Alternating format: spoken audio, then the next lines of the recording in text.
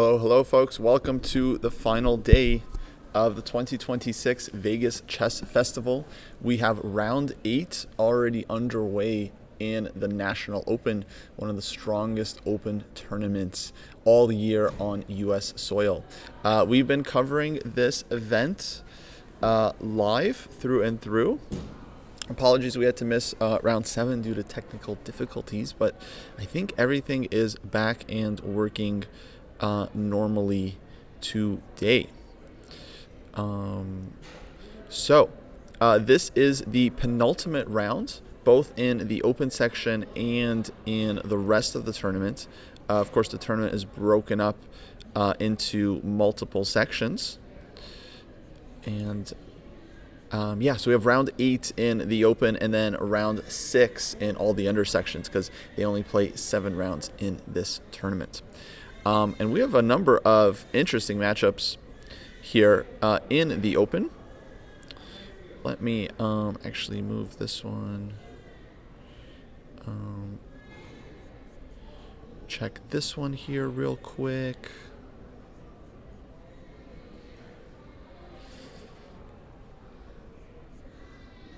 And yeah, looks like we're all good to go. Okay, shout out to YouTube, shout out to Twitch.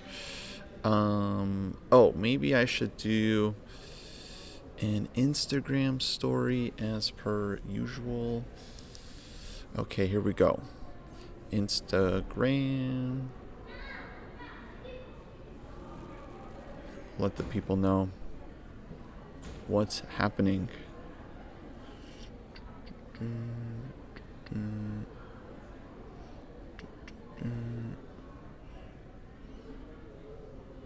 Your story, take photo, flip, and okay, this is how we do it here in Vegas. Oh wait, I did it wrong, hold on. Alright, here we go. Okay, let's add the link.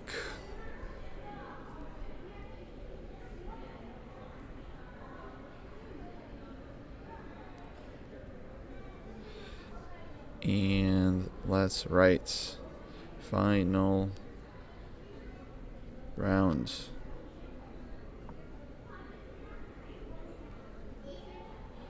Vegas Chess Fest. Live now.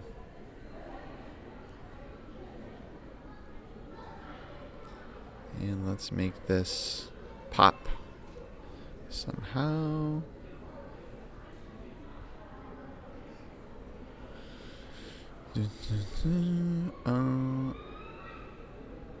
Okay, add 2 stories.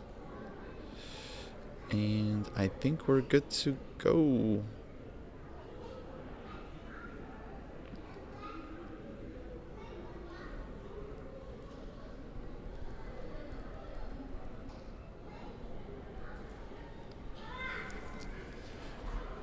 Okie dokie, folks. So let's get into the tournament. We have our board 1 matchup here between Grandmaster Xiaojun Qiao and International Master Liam Putnam, who is 2,500 in rating, has I think 1 or 2 GM norms already, and has been doing great in this event.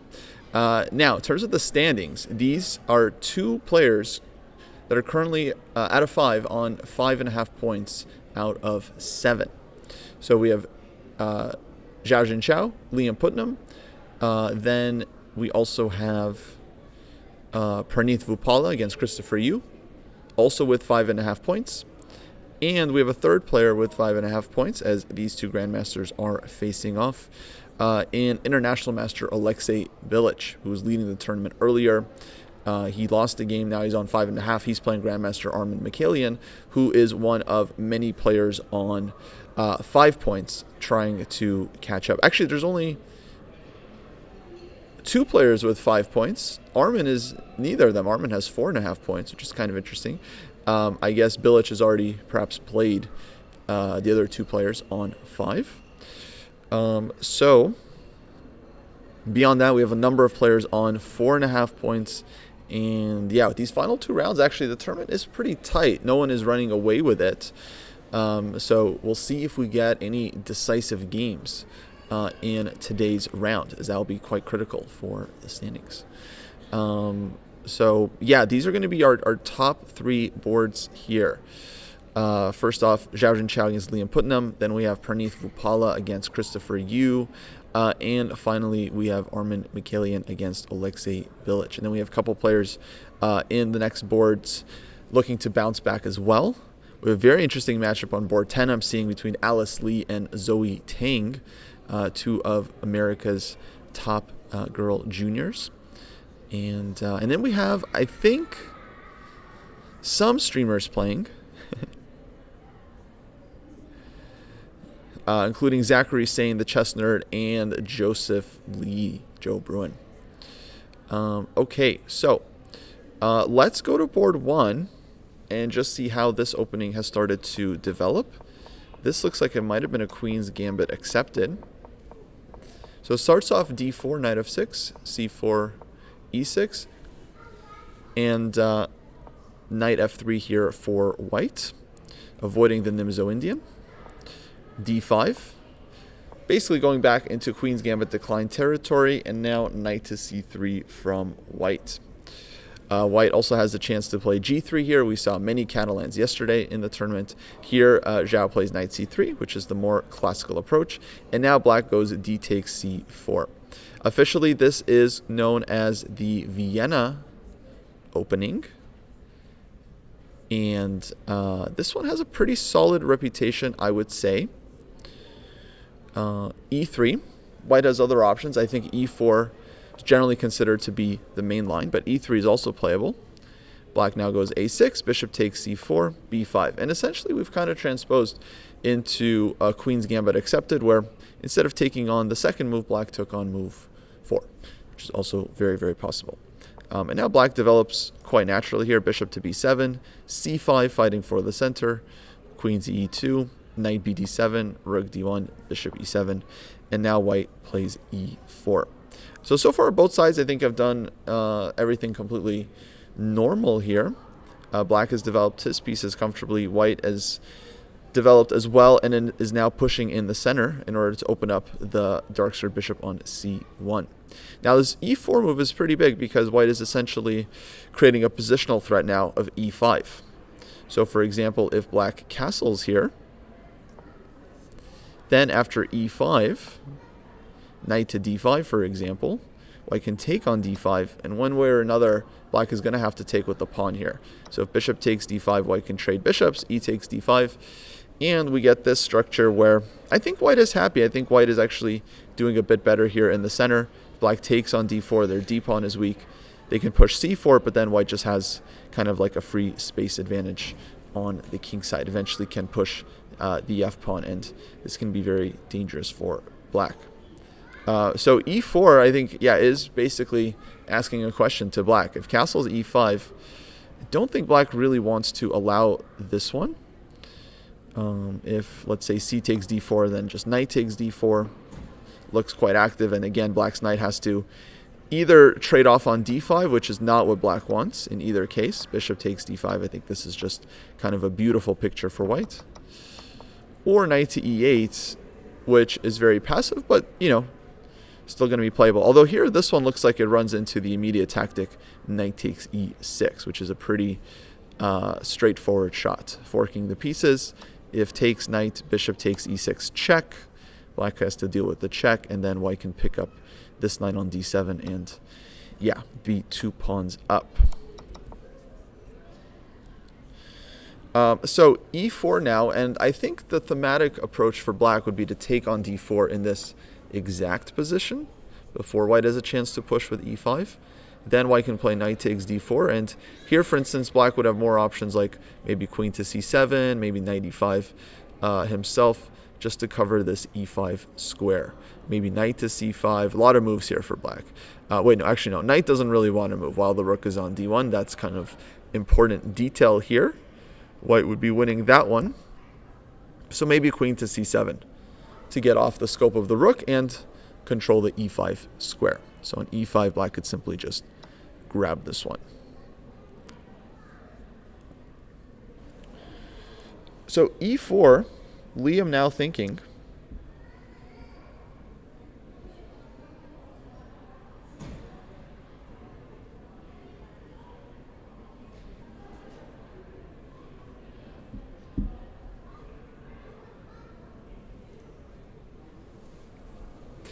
and yeah, other than c takes d4, I'm trying to come up with what other moves he might be considering here. Liam, definitely very creative player, very, very good positionally. And yeah, he might also be thinking about maybe moves like queen to b6, but any move that doesn't deal with e5 directly, I'm kind of skeptical with. c4 is possible, but after bishop to c2, we can say white has a nice center here. Yeah, b4, knight to a4. All of white's pieces are good, and center is still under control. Now, maybe black is thinking about b4 in this position, because this, I realize, is also a critical move, as e4 pawn is hanging and knight is under attack. Yeah, this is probably what he's thinking about. He's choosing between b4 and I would think c takes d4. Because now if the knight moves, then black can potentially think about playing knight takes e4.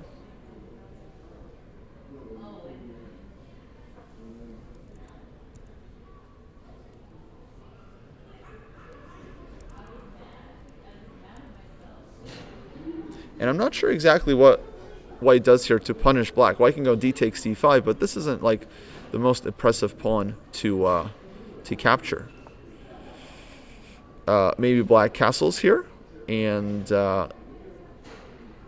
yeah, we have a sharp, very sharp game on our hands. I don't know, knight to b6. White can definitely pose some problems here. So I think Liam is currently thinking about this. If he goes b4, then he has to deal with two things. Number one, knight a4, and do you really want to take this pawn on e4 and allow dc? Maybe some tactical tricks. Number two, he also has to consider on b4, maybe white goes e5.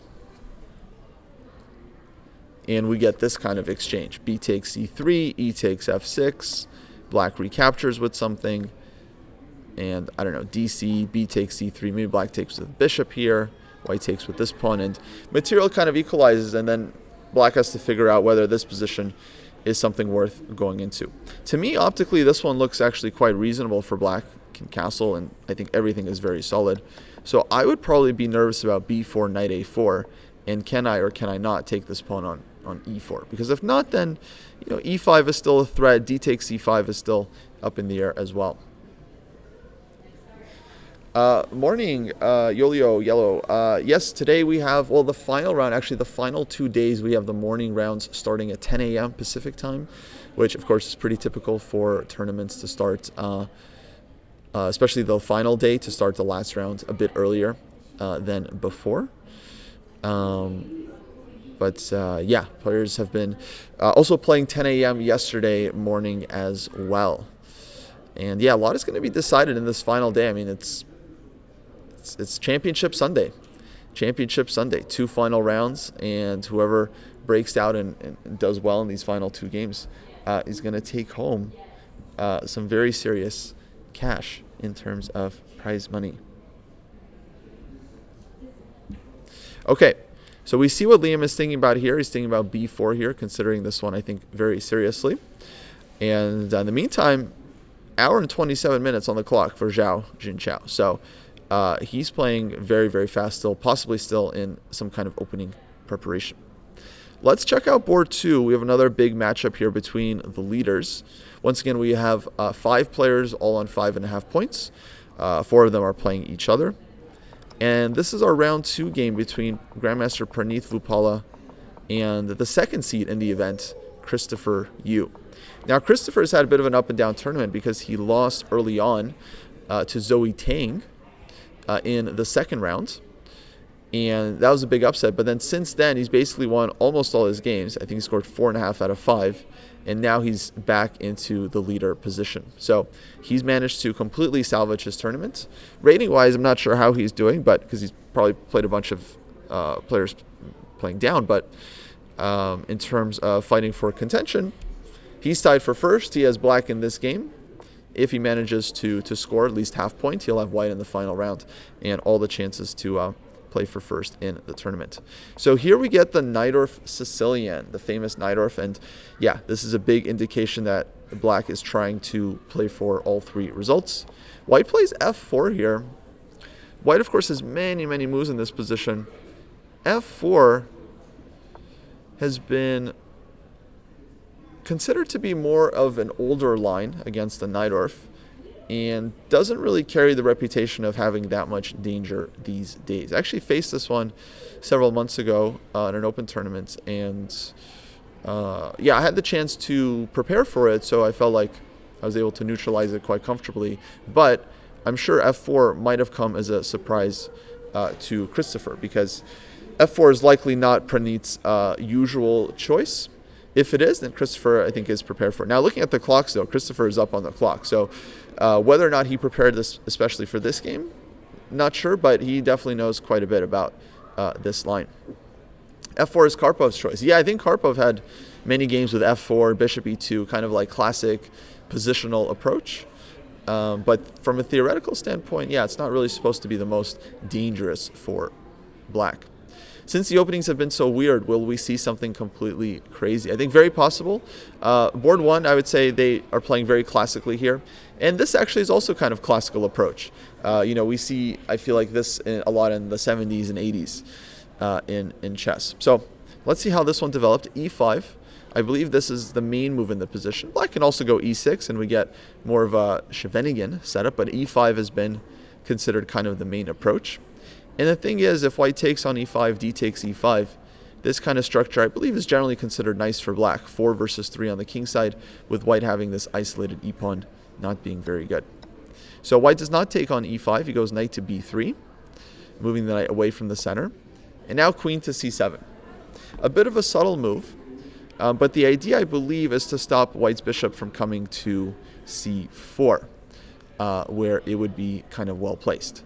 Black could maybe also play b5 in this regard, but I think the queen is kind of well placed on c7, generally wants to go here. Now, at some point, black might go e takes f4 in the future, maybe after white moves the bishop like a knight, the bishop to e3, the better arrow.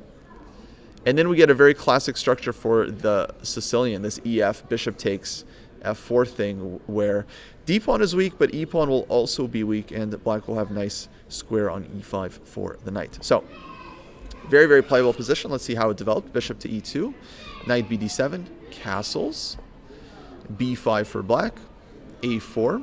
White immediately strikes at the advance on the queen side. Very thematic move, I would say, this a4. Black played b4, pushing forward, and now knight to d5, hitting the queen. Trades and pawn takes.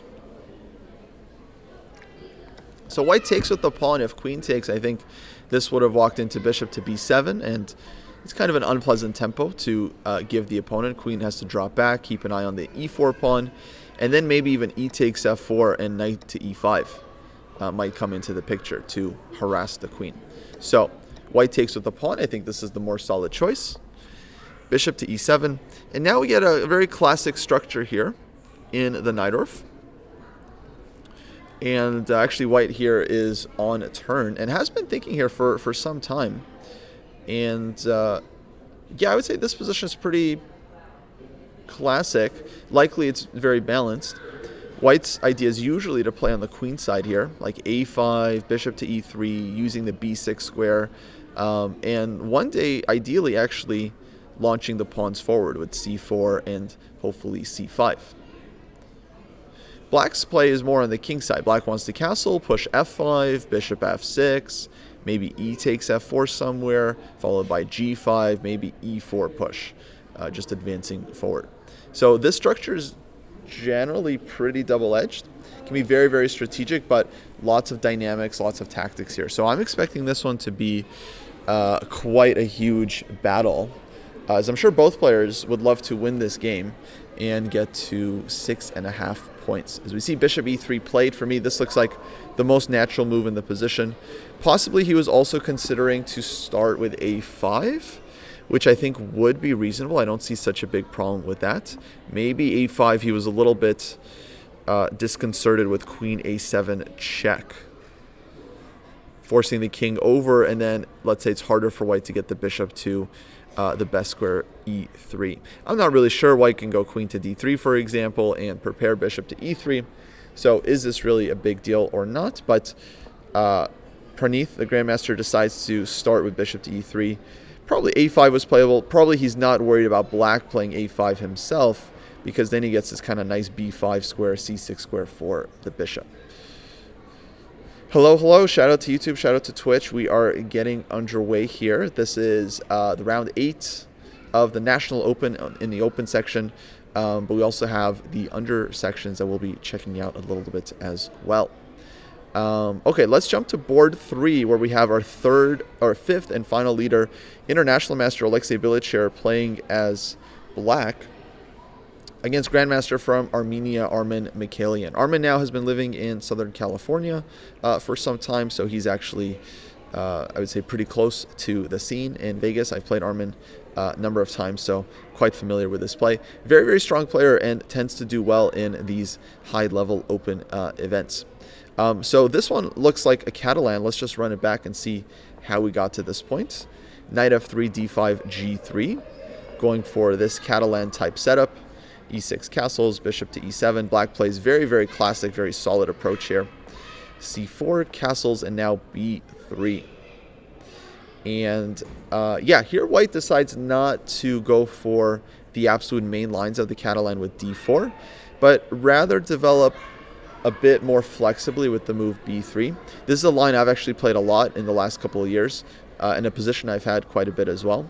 White's intention is to put the bishop on b2, and then maybe go d4 one day, maybe e3, maybe knight to c3, queen will come out. Essentially, white is still planning like a pretty general setup here, but with a bit more flexible approach by not committing d4 too quickly. Of course, d4 allows black to take on c4, and we get all these lines where white has to win back the pawn and so on. With b3, white is saying, you can no longer take on c4. Strategically, this is not desirable for you. I'm going to go d3, bishop to b2, and I think this is kind of a nice structure for white. So black plays b6. Kostya, did you play in the blitz? No, I did not. It was kind of late for me, and we have 2 final rounds to cover here. Bishop b2, bishop b7, e3. So yeah, pretty normal stuff from both sides. White could play d4, but e3 is a bit of a, again, cagey approach where you're just developing your play and not really defining the d-pawn, because sometimes the d-pawn maybe just chills on d3 actually, and white keeps the bishop alive on b2 and enjoys kind of a nice little strategic pull. Knight comes to d2, pushes e4, and so on. The commentator can't play in the blitz. How can the players? I don't know how they do it, actually. I mean, some of these guys, I don't know who played in the blitz, but I'm sure some of these players did, and yeah, it probably went pretty late, and so now they're gonna have to dig deep. And this is something that really doesn't get discussed enough in chess tournaments. It's just how much comes down to form, energy, and nerves. Form, I think people understand, like someone's in good form, not in good form, they're going to play better, play worse. But then I think a lot comes down to just your energy during the tournament, how well you're sleeping, how well you're eating, how long your games have been, how well you're managing your energy, your stress levels. And all this stuff, you know, it's so hard to measure because you're just relying on your internal sense, like whether you feel tired or feel stressed or how you handle it. You know, there's no like clear indication like what you're supposed to really do, like how to handle like your thoughts and all your nerves and stuff. And so I'm sure some players deal with it better than others and thus have more energy in the final rounds where it really counts. A lot of people don't realize this, but like chess is such a mental game. Like obviously we understand it's mental, like a lot of stuff is happening in the brain, but it's also mental in the sense that like your brain has to be in good shape and your mindset has to be in good shape. And this is like the third point, the nerves. Nerves, I think, decide almost everything in like a high level chess game that comes down to the line, and lower level chess games as well. Basically any high stakes chess game often comes down to nerves and who can deal with the pressure of the moment better. Because anyone that's played chess in chat probably knows, like when you play a game that like counts for something, or just play any kind of OTB game just in a tournament, even if it's round 1 or round 2, you feel some nerves, you feel some butterflies, because you know like the result is important. And you obviously want to win. The opponent wants to win. You have their nervous energy that's transferring onto you. And yeah, especially in these final 2 rounds where these guys are playing for literally thousands of dollars. You know, for some of them, it's like several months worth of rent. For those living in the U.S., it's probably 1 month worth of rent, if maybe half, 3/4, depending on which state they're living in. You know, between half and a full month's worth of rent. You know, it comes down to these final 2 chess games. And it's not that it just like happens quickly, they can just play chess. It's like, no, they have to think about this result, think about this final game, the pressure of the moment for the entire several hours. So yeah, we're likely going to see some blunders today, I would think, in these games. Anyway, let's get back to the game. So e3, black played c5, fighting for the center. Very, very natural move. White plays knight to c3, knight to c6. Now with the last move, knight c3, white was actually provoking black to push forward with d4, taking space. And if takes, I think white's idea was to play knight to b5 and go after this pawn on d4, which now feels very, very overextended. If e5, then knight takes e5. So if they do not win, they do not eat. I think that's taking it a little bit too far. I don't think these players are struggling that badly. Though in the past, you know, in like the 90s and so on, yeah, there were a lot of struggling chess players that basically just moved from tournament to tournament. And yeah, okay, did they not eat if they didn't win a prize at the event? I'm not sure. I think they could survive off of like lessons, students, you know, people taking them out to food. But yeah, a lot of grandmasters do rely on open tournaments and would rely on open tournaments for their income, or at least a big part of it, right? Obviously, you know, making rent for the month is nice. It kind of takes the load off, right? And you don't have to worry about it. They do not win, they drink. Yeah. So knight c3, black goes knight c6, and now black is saying that maybe d4 is a thing. So white takes on d5. Now he could have played queen to e2 here. I think this is possible as well. And then on d4, let's say takes, and knight to b5 like this. But it'll be a pretty double-edged position. We have this kind of like reverse Benoni structure. Bishop to c5, black can play, eventually maybe e5, and yeah, this one will be pretty double-edged. But it's not like white is better. You know, black could even fight for the advantage here. So Arman goes for, I think, more solid approach. C takes d5. Black takes with the knight. If pawn takes on d5, like, I think this looks natural, getting control over the center. Here, white would play d4, and I actually like this position for white. I think white is slightly better here, because if black ever takes on d4, white can recapture with pieces, and ultimately leave black with an isolated queen pawn. And then white can put the rooks on D and C files, and I think white would definitely be enjoying quite a comfortable game here. So it's hard for black to take on d4, but in the meantime, white can build up and take on c5 at any moment that he wants to. Like, he can just bring his pieces out, queen d2, rook d1, rook c1, and at some point, if it favors him, he can go dc5 and leave black with some potentially hanging pawns. So I would say this is a favorable structure for white, hence that's why we see knight takes d5, which is a bit more solid. White trades on d5 once again, asking black if he wants to take with the pawn, after which I think white would be very happy here with d4. Knight takes d4, and black is just left with this long-term weakness on d5. So black goes queen takes d5 instead. Now white advances d4, finally time to fight for the center. Rook d8 played, knight e5, black played queen d6, dc, and this is our live position here with black thinking after d takes c5. And he has a bit of a choice here because he can recapture on c5, he can trade queens on d1 first, he can trade knights on e5 at some point, although bishop on b7 is hanging, so not sure about that one. But yeah, a bit of a choice for black. However, I just want to go back quickly here. After rook d8, knight to e5, believe it or not, there have been games with the following queen sacrifice, queen takes g2. I believe in this exact position and in similar positions. And this is a really fun one. I've always been like so enamored with this sacrifice because like white goes king takes queen, of course.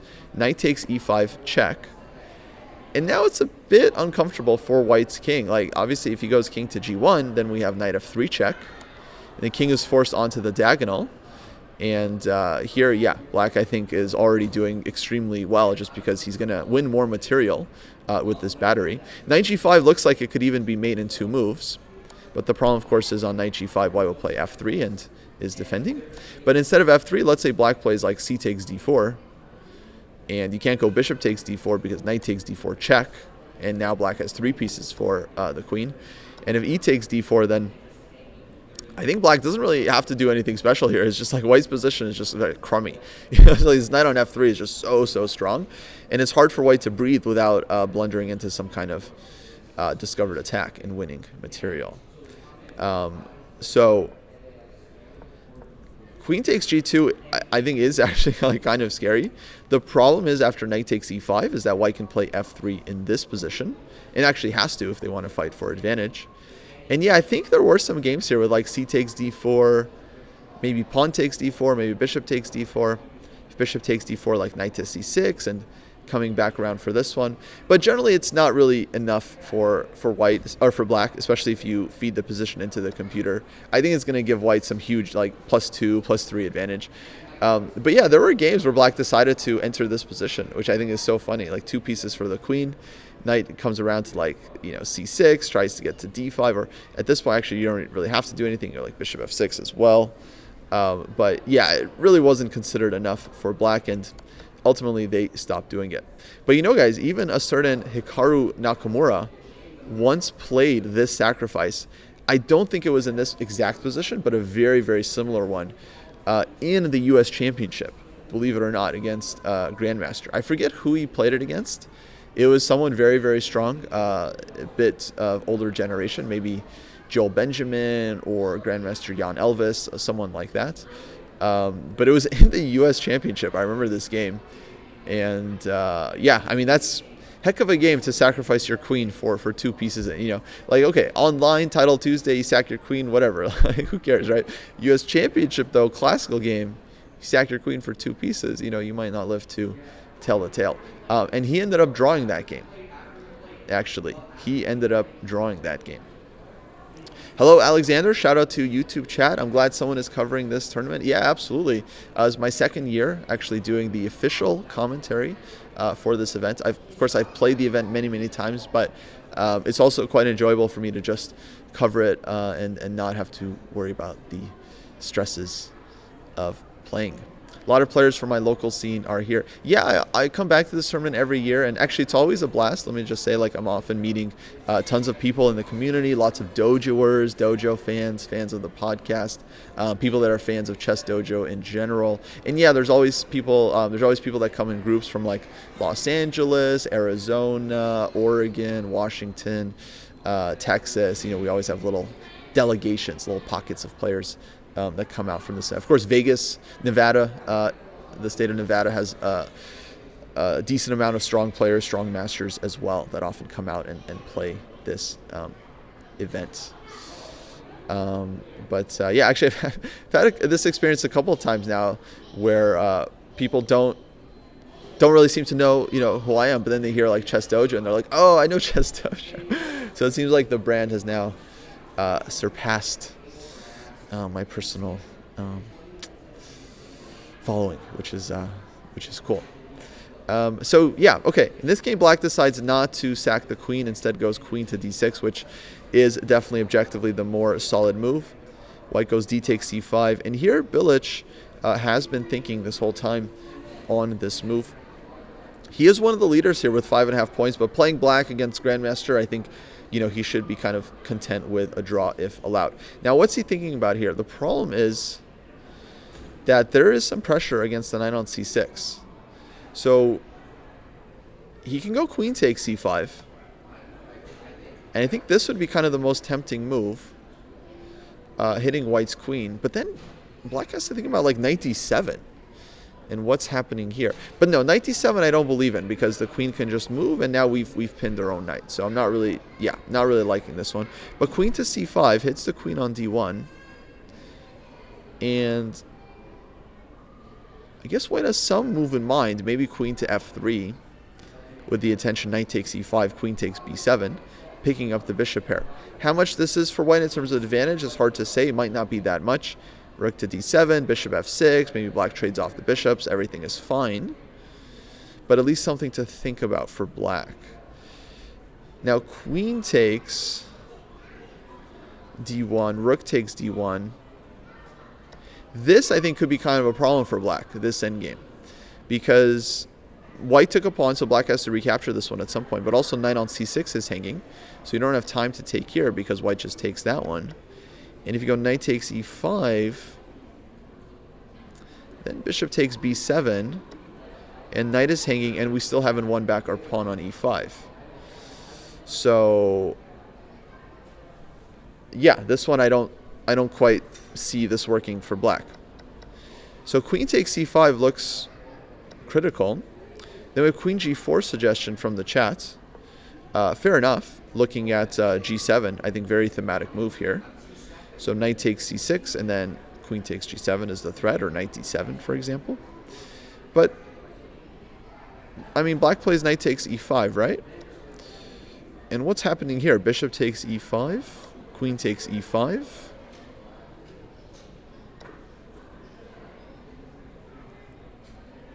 Oh, and bishop takes b7. Okay, yeah, so this line is fine for black. Sorry, so we're talking about a different line. Excuse me. So we're saying in this knight d7 line.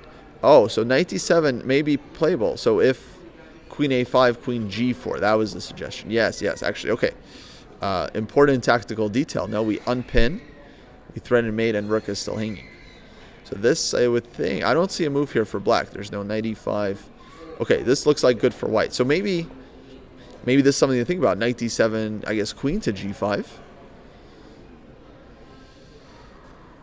And now white doesn't have the same queen g4 move, but maybe white can go queen to c2. But no, rook d7, bishop takes c6, rook c7. And again, we're getting pinned up the wazoo. So queen takes c5 definitely seems like the critical move here. I'm not even sure I see another move for black, but it's kind of surprising. Like knight e5. Let's see, d4, rook d8. Yeah, this is a theoretical position, so white shouldn't be winning here. Like all of a sudden. Queen d6, theoretical move. And yeah, d takes c5. I'm sure this is some theory, but feels like queen takes c5 is enough for black because we get a tempo on the queen, and then we'll take on e5 at some point. Okay. So queen c5. And yeah, feels like knight d7 would be the main concern. But I don't know. I guess I would also think about just some other moves that like maybe white can try to do something with the pin on the knight. But this guy is attacked. I mean, we can also think about just a simple position like queen to e2. And here the point would be that on knight takes e5, white takes on b7. It argues that he has the bishop here, and I think white could definitely claim some potential advantage here. Like, we have rook to c1 coming, we have bishop to d4 if needed, and light square bishop on b7 is definitely quite a good piece. So, how much white has here, I think is hard to say. I would think it's just kind of like small edge, maybe nothing special. But the other question is, other than queen takes c5, it's like, what other move is black considering here? Because queen to d1 just doesn't look playable to me.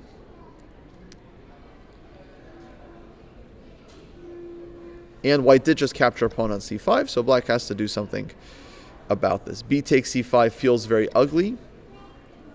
And after queen d6, for example, you got to go rook d6 to defend the knight on c6. White can use the c4 square, and yeah, I think this would just be long-term suffering for black. So, okay, we'll leave Bilic to think about it. I think he has to kind of figure out the lines after queen takes c5, but I just don't really see another option for him. Okay, Now, we have a couple streamer boards. First, I want to check out board 4. We have a friend of mine, Tatev Abrahamian, playing against Grandmaster Victor Matvishin. And Tatev has actually had a very, very decent tournament. 3 wins, 2 draws. Playing down, though, so this is basically her first real test against high-rated player. And looks like she went for the 4 knights, e4, e5. Knight of 3, knight c6, knight c3, knight of 6, and d4, the 4 knight Scotch. This one is generally considered to be more of a drawing weapon against high-rated players. Or another way to think about it, it's like more of a provocation and also a punishment. You know, if you're going to play e4, e5 against me, I'm just going to play the most solid thing. And yeah, if you're going to want to try to win this game, you're going to have to outplay me from an equal position. So takes, h3. h6, both sides developing here quite normally. And we've reached this structure where black has this pawn on d5. He can support it with the pawn on c6. White is generally considered to be playing for a very, very small edge, but if black is well prepared, they usually equalize just fine. So rook to b8, one of many useful moves for black in the position. Rook e8 is playable. Bishop to d6, c6, lots of reasonable moves here. Bishop f4, bishop drops back. b3. Rook to b4, forcing white to kind of trade on d6 and allow black to get the queen in. White now goes knight to e2, very typical move to cover the f4 square and one day try to bring the knight to d4. Black plays c5, white goes c3, and now this is our live position, c5, c3, and this rook on b4 is being asked to leave. Now black is going to drop back somewhere. Not sure where, actually. Like, rook to b8 looks like the most, I don't know, logical, reasonable square. But rook to b7 also makes sense with the intent to actually double on the e-file and try to save some time. So, yeah, a bit of a pleasant choice here from black. Looks like we have a move. Rook to b6 played. Okay, he puts the rook on b6. A third option. Maybe intending to play bishop to a6. At some point, maybe just using the rook laterally on the 6th rank, where it is quite helpful. Kaylin from Twitch chat says they like black here. I would imagine that it's... yeah, I would imagine that it's pretty equal here, but I would... not sure which side I would prefer. I feel like I generally would rather tiny bit have white here, but I think it is very, very basically just equal. Bishop to b7. Yeah, I mean, actually, it's hard to say. I think I wouldn't mind at all having black in this position either. Feels like black is comfortable, but white does have some ideas. Like in the long run, these pawns on d5 and c5. Sometimes white puts some questions here with the move c4. And, yeah, can definitely fight for a tiny bit better structure here. But overall, pretty equal. I would expect this game, most likely result will be a draw. Okay, let's check out. We have not all of our streamers playing today. A couple of them are taking buys for the morning round, but we do have a couple guys playing. Zachary Sane, the chess nerd. He's white here against Justin Zhu, who is a fellow Canadian. So we have Canada versus Canada here. Both players around 2100. And we have Italian game. Knight of 6, inviting the fried liver attack. White says no thank you. h6, castles, bishop to c5, c3, d6, a4, a5. So yeah, very kind of harmonious development here from both sides. Classic stuff. Also, this is like very trendy now at higher levels as well. No one really understands anything about these positions. Knight a3, white develops the knight, eventually brings it to c2, maybe preparing d4, maybe preparing to bring the knight to e3. Castles h3, bishop e6, bishop to b5, avoiding the trade. Knight a7, bishop drops back to c4. Now saying, okay, if you trade, I'll improve my knight. And this is the live position here after bishop to c4. So black, of course, could play knight to c6 and repeat the position. And then I would expect Zach to deviate with some move. Rook to e1, bishop to e3, queen e2, bishop b3. Lots of options here for white.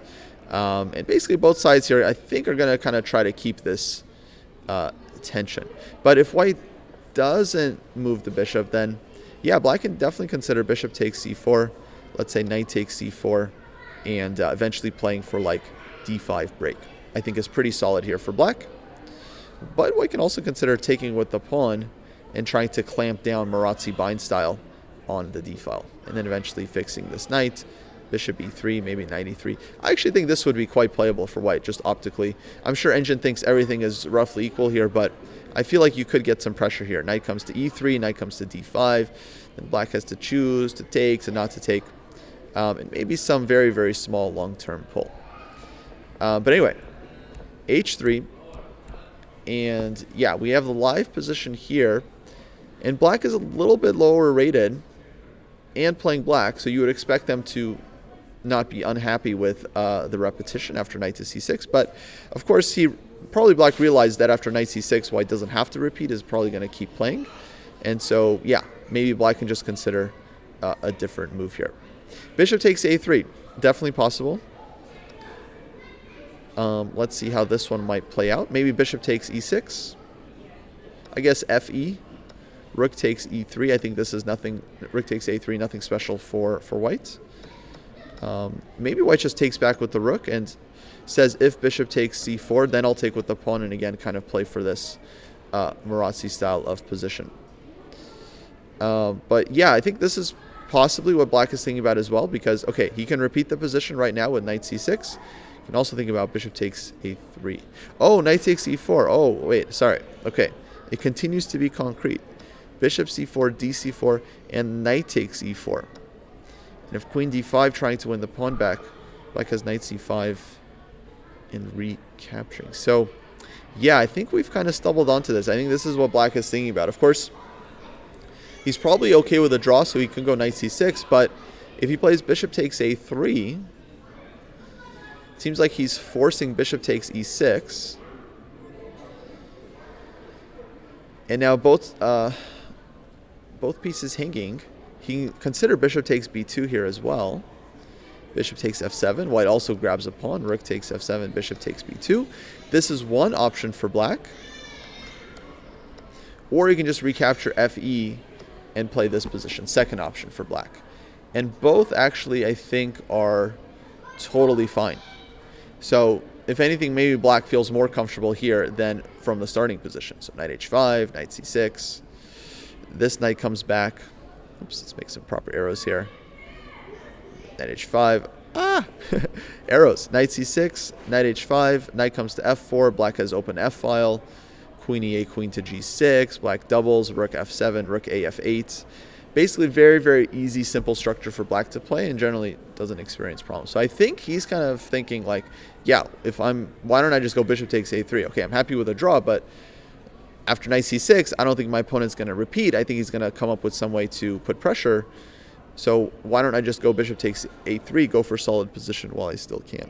And I think this is what Justin should do. I don't really see how white gets much of an edge here.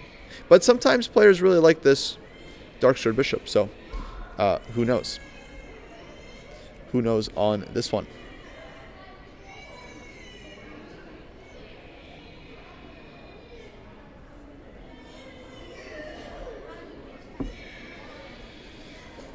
Okay, so Justin here still thinking on this position. Let's jump to our other streamer here. We have Joe Bruin. Shout out to Joe Bruin fans in the chat. And he is playing black here.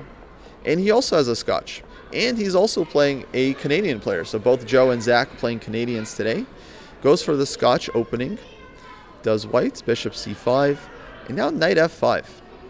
So bishop c5 is one of the main moves for black in the position, knight f6. Also thousands and thousands of games here in theory. But bishop c5, knight f5. Not the only response for white. Knight to b3, I think, is kind of considered the main line here. Bishop e3 has also been played many, many, many times. Knight f5, though, attacks g7. Black goes queen f6. And white's idea is that if you go g6, he's not going to come in with knight g7 check and get trapped, but rather, I think he's just going to play back and try to use this d5 square and the weakening of the g-pawn. So, queen f6, knight c3, knight e7, knight e3, castles bishop e2, d6, castles, and now knight to d4. Okay, aggressive move from black, going after the bishop pair. White says no thank you, bishop d3. Knight to g6, now the other knight is jumping around. And so far I like what Joe is doing, but knight to d5. White has his own knights, queen d8. And this is our live position. So what can we say about this one? The structure here I would say is pretty balanced. Like, okay, white has a little bit more space in the center, but it's not a big deal because of the d-pawn.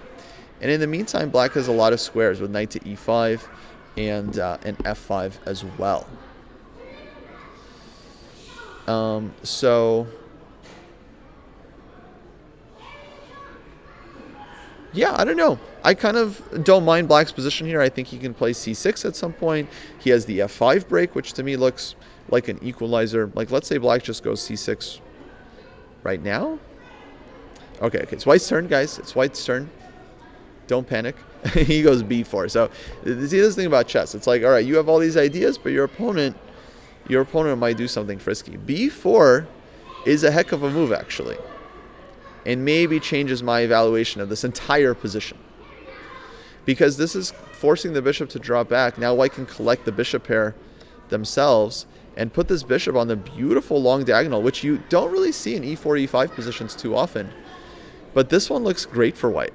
You have unopposed dark squared bishop, long diagonal, f4 coming, knight to d5 coming to go even further, f5, f6. Uh-oh. I think Joe might be in some trouble here, actually, guys. This b4 move, very, very strong.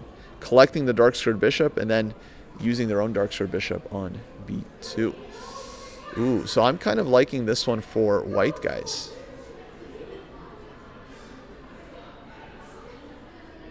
Very tricky. Very tricky. Okay, we'll see if Joe can figure something out. Maybe he can respond with a counterattack like c6. But this is hard to believe, because white takes first, c takes d5. White still has the dark squared bishop.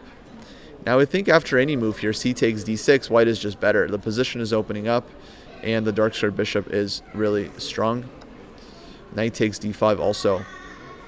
Totally possible here, and yeah, I think I just like white. So okay, we'll let Joe think about this one, but I think he's going to have a bit of a defensive task cut out ahead of him here. Let's check out. Let's go back to Zach.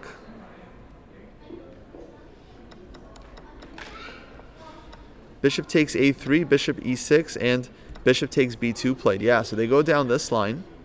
White takes on f7, rook takes f7, and now bishop takes b2.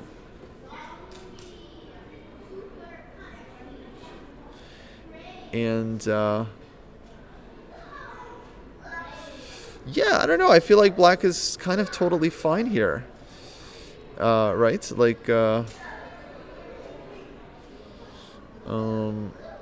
bishop on b2 doesn't look very good. Of course, white will improve it. He'll bring it back to c1 and e3. It's not a bad bishop, but right now he's going to have to fix it. And it seems like white's structure here isn't really all that special. Black can go like b6 somewhere just to secure the pawn. And, yeah, I think seems like black is totally fine.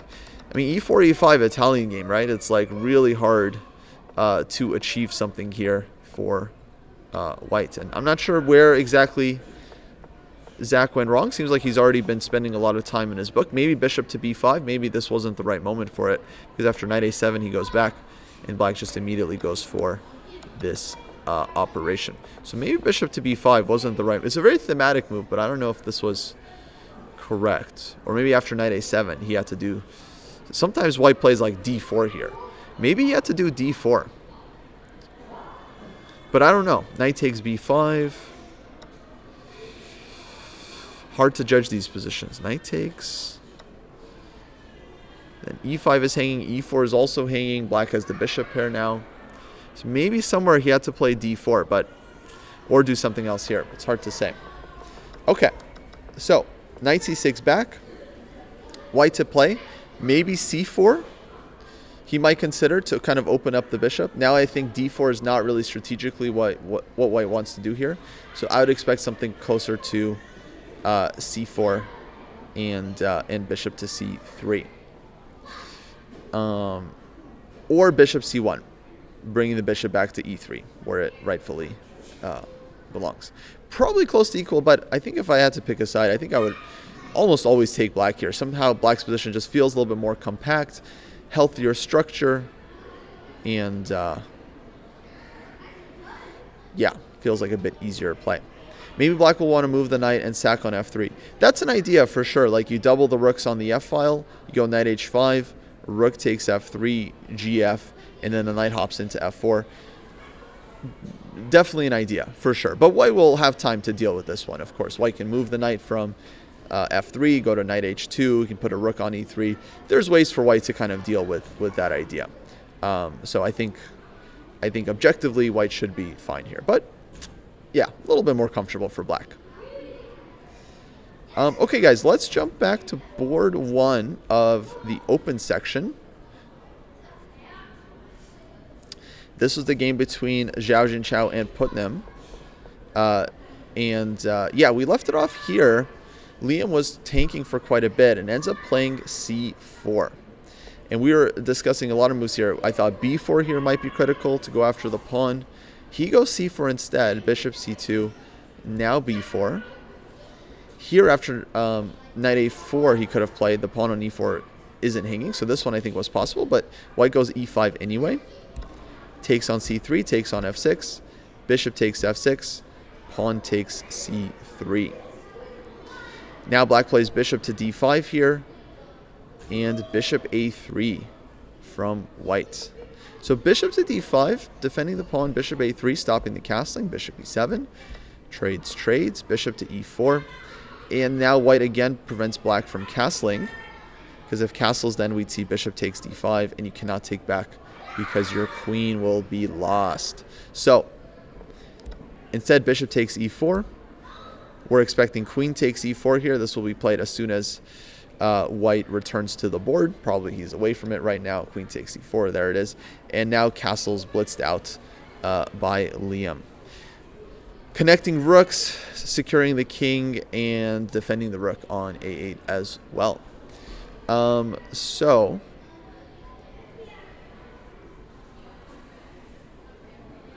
this one I think is fairly close to equality.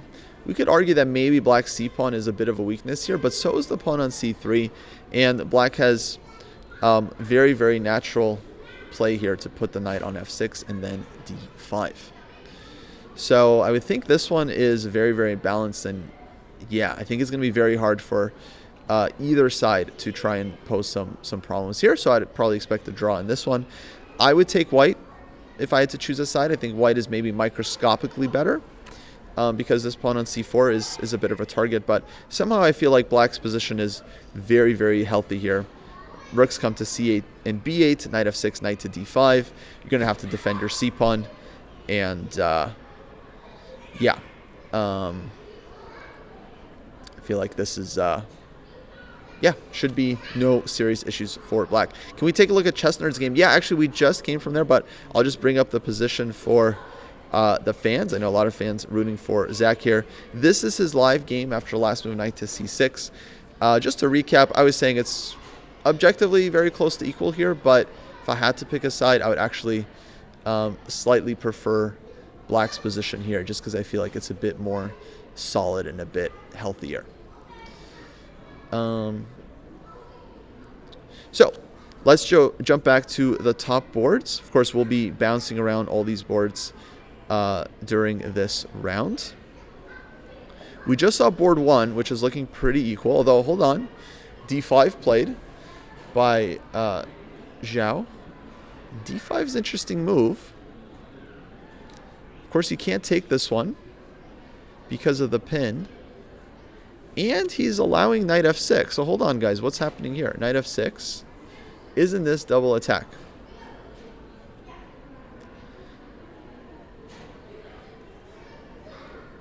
Not a blunder because of rook takes d5. Yeah, so white just drops back. Knight takes d5, rook takes d5.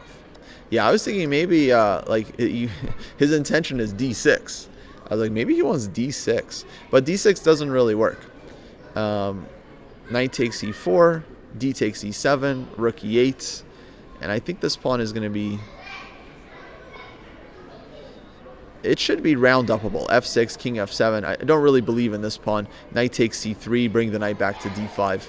So I think, yeah, this is not it. But rather knight f6, he's just going to drop back somewhere, and the black still can't take on d5.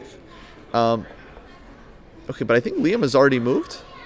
Oh, knight f6 already played. I'm surprised he moved that one very, very quickly. I guess he was already kind of thinking about this. But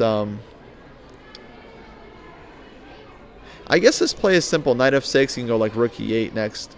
Or maybe he's expecting queen takes c4, knight takes d5, then this is very, very equal as well. Actually, no, this I think would be kind of better for black because white is just having a weakness. So, I don't know. Actually, I thought he might think about it there because knight c5 is also an option to target the queen. And knight c5 to me looks interesting. But I guess knight c5, queen takes c4 doesn't make a lot of sense, does it? Okay, so it's just a concrete issue. Just queen c4, and there's nothing special here for black. So knight f6 and white to play.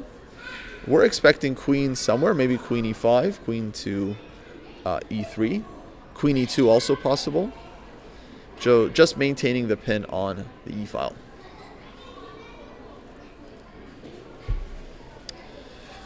Okay, but this one looking very, very solid. Let's go to board 2. This one, much more imbalanced position between Grandmasters Praneeth Bhupala and Christopher Yu. We saw this one earlier. This came out of a Najdorf, and I was just curious how we got to the last couple of moves. So bishop e3 was where we left off. Black castles. To me, the position is, again, close to balance, but I kind of prefer black's play here a little bit. I feel like it's kind of more fun to play on the king side. But c4, white's play is also very clear. Rook is coming to c1.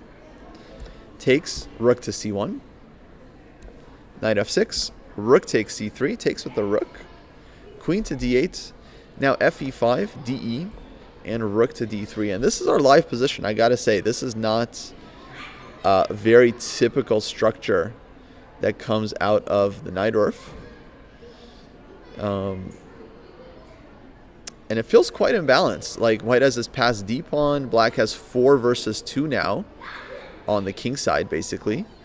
So a lot of endgames here, are kind of nice for black with the pawn majority, but we're very, very far from the endgames. And some endgames are nice for white because they have the potential to create more than one passed pawn. So very, very difficult position to judge right off the bat. My instinct is that black is doing fine. I mean, he feels like he has a couple moves here. Bishop to d6 comes to mind. Right now, white just played rook to d3, threatening to push the pawn to d6, just winning a piece. So bishop d6 is kind of the first move that comes to mind with the blockade. But maybe black can think about playing e4 as well, just to throw this one in, force the rook to move, and then bishop to d6. Because whichever way you do it, I think ultimately black wants to play both moves. I think you want to play bishop d6 and you want to play e4 to open up the bishop. So maybe you start with e4 here and then you go bishop to d6. I don't know. I'm a little bit skeptical about e4 because after rook to d2, bishop d6, you allow white to use the d4 square. So knight c6 is in the air. I don't know what's going on here. There's knight takes d5, bishop on e3 is hanging. Maybe tactically white can't go knight d4 right away, but eventually you are kind of giving up this idea. So maybe you don't want to play e4 too quickly. Maybe it's more flexible to just start with bishop to d6, and then you save this e4 for the future. You don't give white an easy time to just do whatever they want. You don't kind of show your hand. It's good to see analysis not backed by the engine. Yeah, thank you. Welcome to the dojo. This is how we do it here. I mean, personally, I just think it's kind of more interesting to follow it this way, and also we're closer to the players. Like, we can actually think about what they might be considering, and then when they make a move that's surprising to us, it's just like, oh, okay, It's like, wow, okay, you just played e4. It's like, do we really need an engine to tell us that this was? It's like, no. It's like, if you're a strong player, of course you can analyze the position and give your own thoughts. Obviously, I'm blundering a lot, but that's why I have Twitch chat, like people like Kalen, right, to like help me, you know, kind of like check me tactically, which is very, very helpful because I am gonna blunder stuff sometimes. But apart from the blunders, I think strategically, you know, it's nice to kind of think about what the players might actually be thinking about versus just like whatever the engine is showing. The players also don't know what the engine is saying, right? So it's like, it's kind of cool to just be more in the fight with them. So e4 played, white's going to move the rook somewhere, and then I'm still expecting bishop to d6 to follow up there by black. And if he doesn't play bishop to d6, well, that will be a pretty surprising move, I'll have to say. Okay.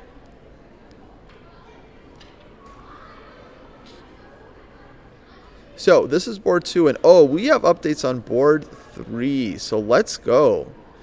Wow. So this is an example where it's like the engine was just going to ruin it for us, tell us like white's better, it's equal. Here it's like we get to find out as the players find out what's going on in this position.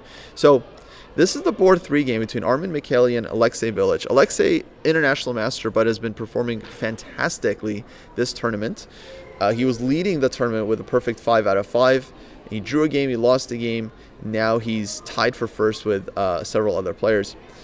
He had to face this decision here after d takes c5. And after queen takes c5, we were wondering why he doesn't just play this move, because to me it looked like the only move. It looked like an obvious move. You're hitting the queen on d1, you're hitting the knight on e5. But then we had suggestion like maybe knight d7 is what black is worried about. Now I thought knight d7 is sketchy because like queen to g5, cover g4 square, very important, and now knight is just pinned. And it's like it's pinned and it's like deeply encroached right behind enemy lines. So it's like as far as overextended goes, you cannot get more overextended than this. Even if you put the knight somewhere on the back rank, that would be less overextended, because if the knight's on the back rank, then at least it's not pinned. Here the knight is pinned to the queen. Armen, of course, knows what he's doing, so 100% would not have played this move without a response planned on queen to g5. But now the question is how white is going to follow up here. So one idea is you can just go after the knight on c6. So rook to c1 comes to mind, queen to c2 comes to mind. But queen c2 earlier I didn't like, I remember, because black takes, we take here, and then we get pinned again. Which, to me, this looked like a problem. To me, this looked like white wasn't getting out of this one. Queen c3, we just take. So rook to c1, maybe first instinct here, to attack the knight and try to bring the rook to c7. So like if knight a5, for example, bishop takes bishop, knight takes bishop, rook to c7,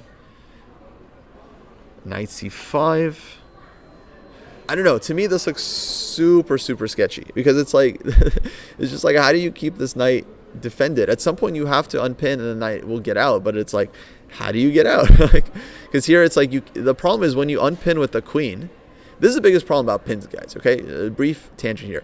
The problem with pins is that when you unpin with the queen, you're losing defense over the knight. So it's like, how do you keep defense over the knight and get out of the pin? Either you keep the queen in the pin, or you lose the pin and you lose the piece. So what to do? Okay, we have a move. h4. Okay, h4 was also a candidate there. I did want to mention it because it hits the queen. It's a candidate move, but after queen to g6, I just didn't quite see the follow-up from there. Nothing really changes after queen to g6. White still has to solve some tactical problems here. How is he going to figure this out? Is black playing knight b8? Knight b8's a tricky move here.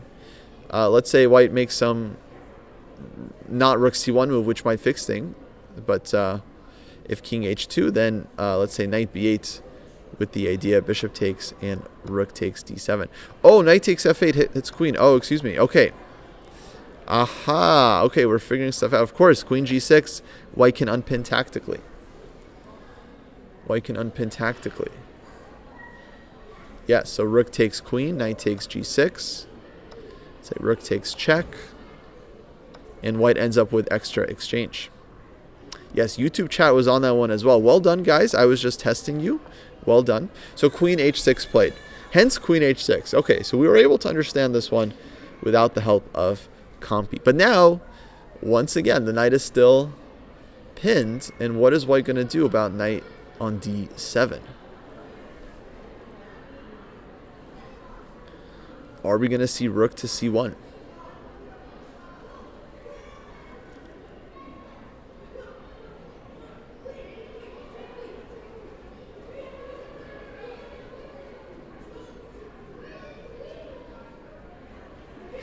Hard to say.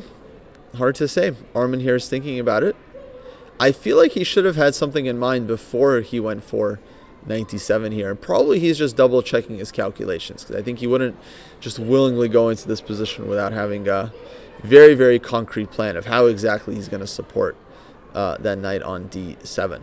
But very interesting position, guys. We'll definitely have to keep an eye on this one. Folks, I'm going to take a little break here. We've been on for a little over an hour, so it's time to get up and stretch the legs a bit. So stay tuned. I'm going to leave it on this board so we can see how white continues here. And question from the chat: would you sack your queen as white ever?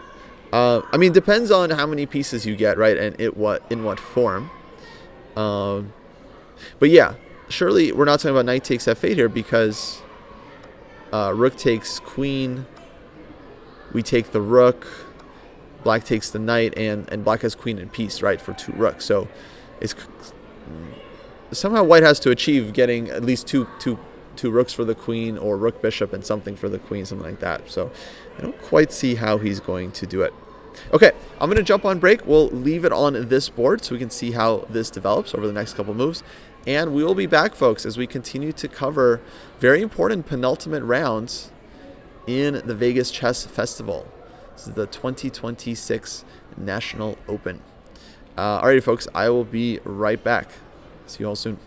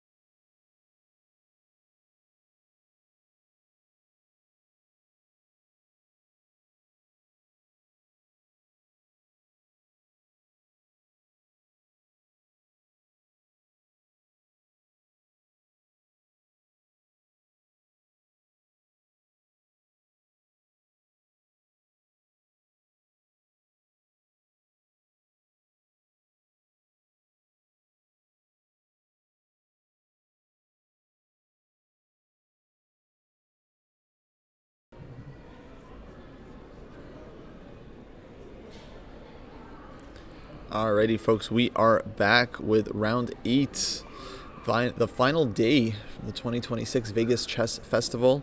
We have the penultimate rounds in both the National Open and the rest of the sections, not just the under sections.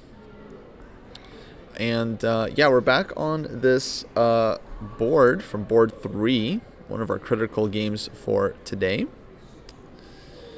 Between Grandmaster Armen Mikaelian and International Master Alexey Village. So here, after some thought, we had rook to c1 from Armen. This was the move we were expecting because white has to figure out how to fix the knight on d7 or what to do with it. He counterattacks knight on c6. And after a long thought himself, black goes knight a5. And now this is the position here. And earlier we were kind of expecting takes, rook to c7, knight c5, and I said I wasn't sure what's going on here. b4, very, very hard to judge this position. But maybe white can also consider just playing rook c7 right away to support the knight on d7. This is maybe even better for white. And then at bishop g2, king takes g2. Here I would think the knight on d7 is actually quite a good piece. Next, white can untangle with queen c2, rook to d1, and eventually either bring the knight back or do something else with it. Yeah, rook c1, if knight a5 is the best black can do here, then it feels like rook to c7 is solving a lot of white's issues. And to me, it looks like white is even going to be better after rook to c7, guys. So that's a development we'll have to keep an eye on. By the way, speaking of developments, we did have a draw on board 1 between Xiaojin Qiao, the top seed, and International Master Liam Putnam, who I think at this point is very much in contention for the GM norm. Liam has 6 out of 8 points here. According to chess.com, his performance is 2568, which means that he's very, very close to the 2600 performance. And depending on how the last round goes, he might be able to get that necessary 2600. So he'll very likely play a GM in the final round. He will have white, and he might be good with a draw, actually. I think it's going to be pretty close. He might need a win to get the GM norm, which will be tough, but he might even be able to get there possibly with a draw, depending on who he plays, their rating, and yeah, some of the math with his average rating and things like that. But 6 out of 8 for Liam, including no losses, 4 wins, 4 draws, very, very solid, very decent event for him, I gotta say. Xiaojin Qiao, of course, he's the top seed. I think he should be satisfied as well. He had a couple of early draws, but now he's likely going to be at least within a half point of the leaders going into the final round. So with these two guys having drawn, that means they're both on 6 out of 8 points. And that's leaving potential for board 2 to turn decisive and give us a clear leader here. So if one of these guys wins, Praneeth Vupala or Christopher Yu, the number 2 seed, then they will be overtaking the clear lead with 6.5 points. So here I just want to catch up, and then we'll go back to the board 3 game, because I'm sure there's going to be some developments there. So we saw this one, Christopher having played e4, rook to d4 from white. Bit of a surprising move, as I thought maybe white was going to use the knight on this square, but now I realize perhaps white wants a different idea, knight to d2, and put pressure on e4 and bring the knight to c4. So black plays bishop to d6, and now bishop to g5, rook to e8, king h1. So black here could have played bishop to e5. I mean, I think this would have been my first instinct and ultimately my move. Oh, but rook takes e4. Okay, so maybe my first instinct, but maybe not what I would have played because e-pawn is hanging. So rook to e8, giving white the chance to take on f6 and double the pawns. But I guess both players thought that this is not that bad for black. Maybe black goes f5, and yeah, optically actually it looks kind of okay. f5, the queen comes out on the dark squares, and I think I'm liking black's position here just fine. Dark square bishop is very, very strong. So I agree with the players there. So king to h1, and now this is the live position with Christopher to play. And black is up 30 minutes on the clock. Time control is 90 plus 30, so 90 minutes for the whole game, 30-second increment added per move, no bonus time at move 40. So time trouble is definitely a thing in this tournament, and so once these players get low on time, it's very hard to make it back. So Christopher, serious time advantage here, twice as much as the opponent, 30 minutes extra on the clock. And we have a very sharp, very imbalanced position. So exactly what a high-rated player might want to try and play for the win. And if he did win this game, then this would be huge for his tournament, because then he'd be in the clear lead, half a point ahead of everyone else, and playing white in the last round. So excellent chances for Christopher to win the tournament. Now, he's thinking about what to play here. White has just played king to h1, just getting the king off of the dark squares. I think very logical, very reasonable move. For me, a big question is like where this bishop is going to go. My instinct is to just put it on d7 to connect the rooks and just kind of keep it very flexible. On b7, I feel like it's a bit restricted by this d5 pawn, and then we lose control over some squares on the king side, like f4, f5, and g4. So maybe bishop to d7 here would be a thought, eyeing the a pawn as well, and giving white another chance to take on f6 if they want to, which I think is not so scary. It allows black to eventually get the rook into the game as well, maybe some rook to b8 move. Objectively, my guess is that the position is balanced if you ask the computer, but optically, to me, black's position just looks a lot more harmonious. But okay, it's just a personal preference. Like white also has ideas like queen e1, queen h4, for example, and he can start putting pressure on the king side. So I think the situation could turn, but somehow, yeah, I generally believe in black's position here. So we'll see how Christopher handles this one. Let's go back to board 3. This is definitely one of our most interesting games of the round, just because so curious how this knight on d7 is going to last. And yeah, so we were talking here that one way or the other, either white takes on b7 or goes rook to c7. Now in rook to c7, there was a suggestion bishop to c8 to just completely embarrass the knight on d7. Somehow I feel like white should be able to find some resource here to defend. Because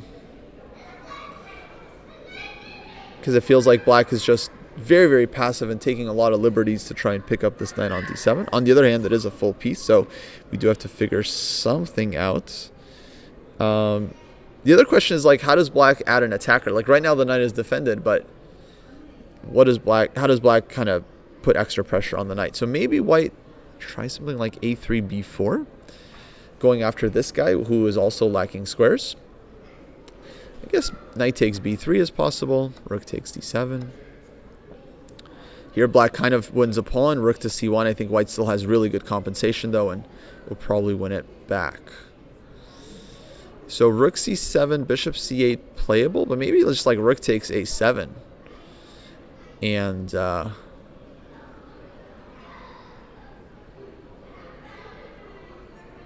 yeah, currently white's up a pawn. Knight is awkward, but like, how do you actually win it as black? I don't know. Maybe black has some e5, queen e6 type stuff. We'll see.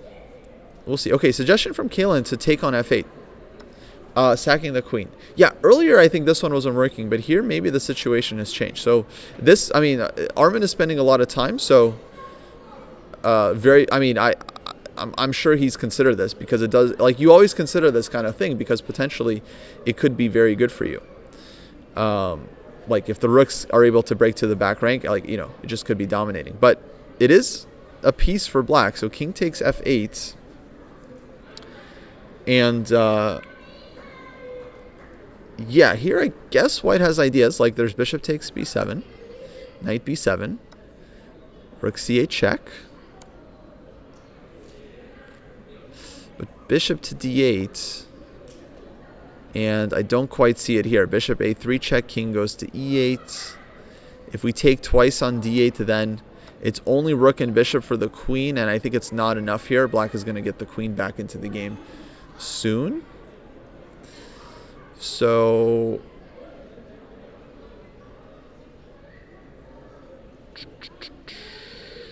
yeah, takes, king takes. White would have to find something special here, which yeah, I'm not quite seeing for white. I mean, maybe takes rook d7, rook c7, maybe rook c7. because we're trying to get like rook c8 check. And if white could win a piece back, have 2 rooks for the queen, no pawn for black, that's white's very happy there for sure. But knight d6,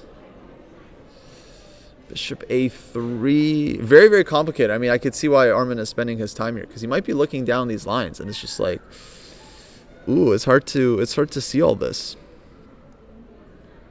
e5 though, black seems to be defending. Rook to d7.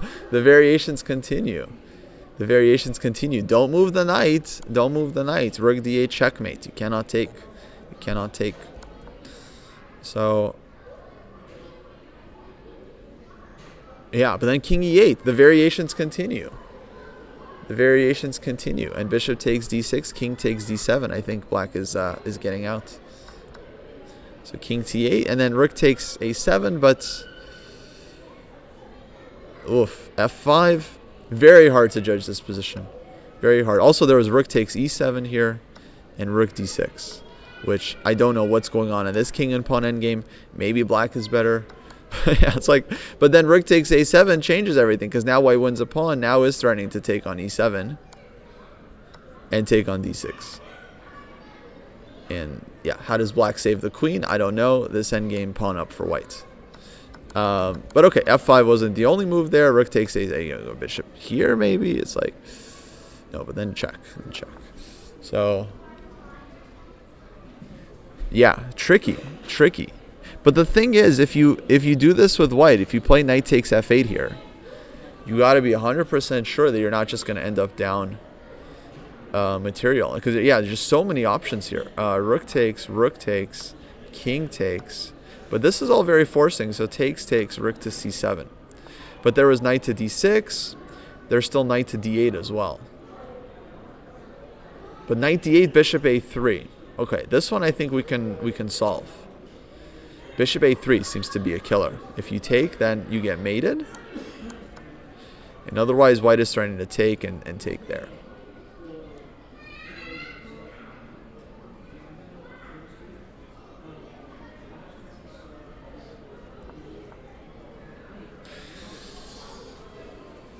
Okay, so knight a5. Bishop takes b7, also not forced. Yes. takes, king takes. And this one here. With idea, bishop takes g2, rook c8 check. And white wins two rooks for the queen like this. So this would be good for white. This would be nice for white either way, and then takes. Why rook c7 there, not rook d7? You know, I'm not totally sure. I was just starting with rook c7, instead of knight c5, we have rook c8 check. Whereas if rook d7, knight c5, then there's no back rank check. So, okay, white still has rook takes a7, and b4 is coming, so it's still like, b4 is still coming. Like, I would not have fun here with black. Actually, you know what? I think Kalen is right. I think this is what Armin is thinking about. And honestly, the more I look at it, like the more I don't really. It feels kind of good for white. Like takes. You can't just recapture because then you're down the exchange. So you have to take the queen. And here you have to take the knight. I mean, maybe you throw in this one, but ultimately you'll have to take the knight, and then rook to c8 is going to be a problem. So like takes here, king takes. Let's say you take with bishop. Rook comes to c8, rook comes to d8, bishop a3. White is winning material. This queen on h6 is just really bunk, you know. Basically, white is never worse here and possibly winning.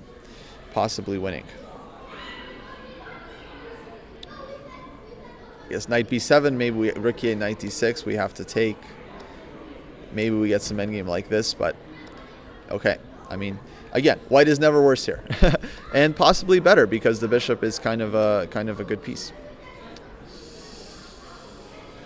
So, yeah, and Armin's been thinking the whole time we've been analyzing, which is not surprising because yeah, I think he's just looking at all of these lines.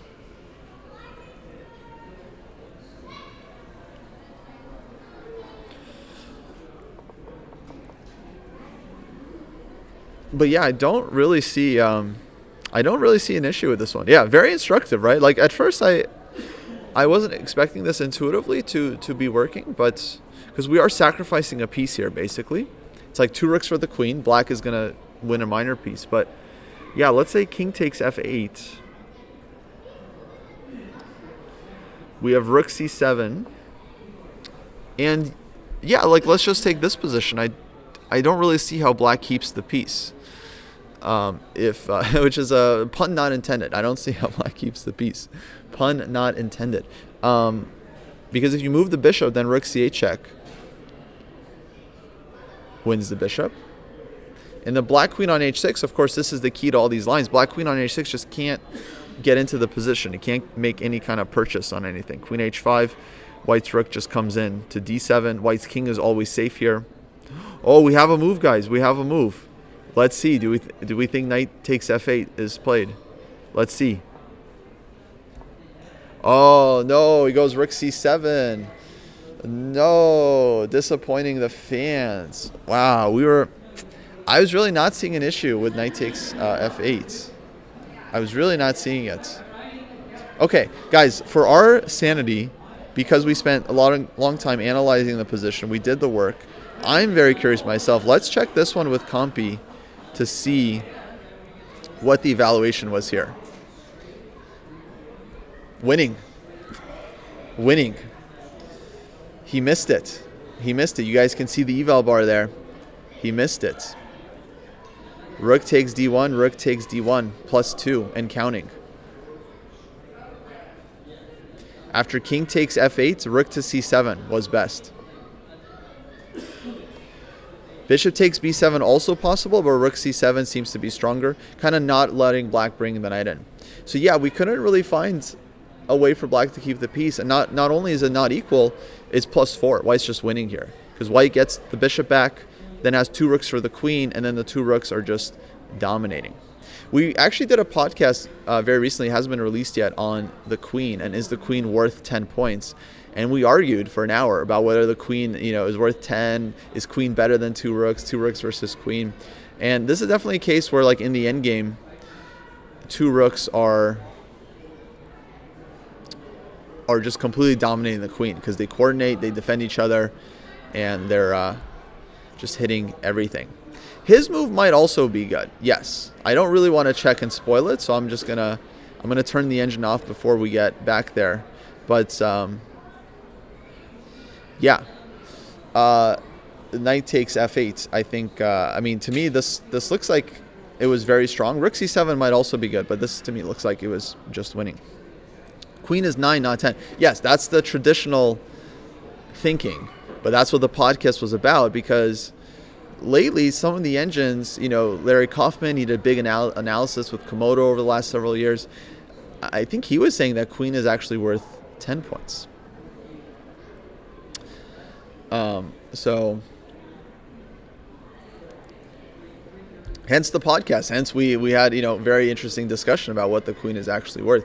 These days, to give you guys a very quick preview, I would say that the queen is generally better than the 2 rooks in the middle game, but worse in the end game. And so that's what it really depends on, is like what's happening on the rest of the board.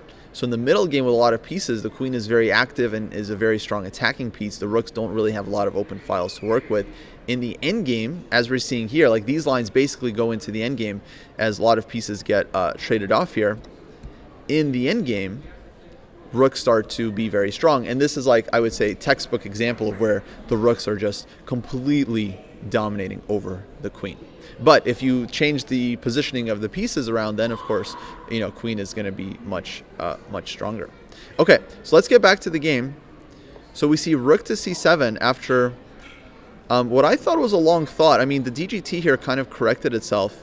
Maybe he didn't think for that long on this move. I'm not really sure. It's possible the DGT got something wrong. It's actually Bilic that was thinking, or I don't know. But he ends up playing rook c7.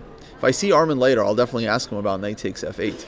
But it's interesting that he also, I don't know what exactly, I'd be so curious to hear what exactly he didn't like. Because for me, intuitively, knight takes f8 was not really a direction I was thinking about. Just like it didn't feel right. So I wonder if maybe he didn't even consider it, which could be possible. once we started looking at the lines concretely, it was not hard to just see how it's like knight takes f8, rook c7. It's just like all the lines are very straightforward. We're just giving checks on the back rank. Black's pieces are hanging. The queen has no counterplay. So to me, I feel like Arman could have calculated all these lines quite easily. So my instinct is that maybe he just didn't consider knight takes f8 so much. Maybe he didn't spend that much time here. I'm not really sure. Maybe rook c7 is simple and strong, and he doesn't have to sack his queen. Maybe this is also good, and he wants to win like this. But this is a big game for the tournament because Bilic is, of course, one of the leaders with 5.5 points.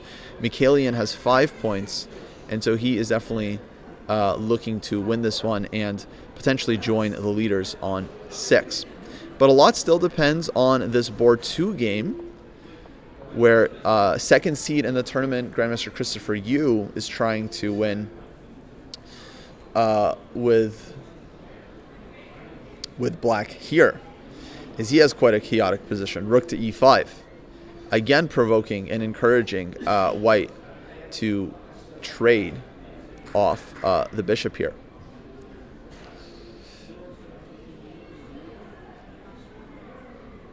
And yeah, absolutely. When it comes to queen versus 2 rooks, it's really about the placement of the pieces, what pieces are on the board, who has more attacking chances, who has more targets, whose king is safer.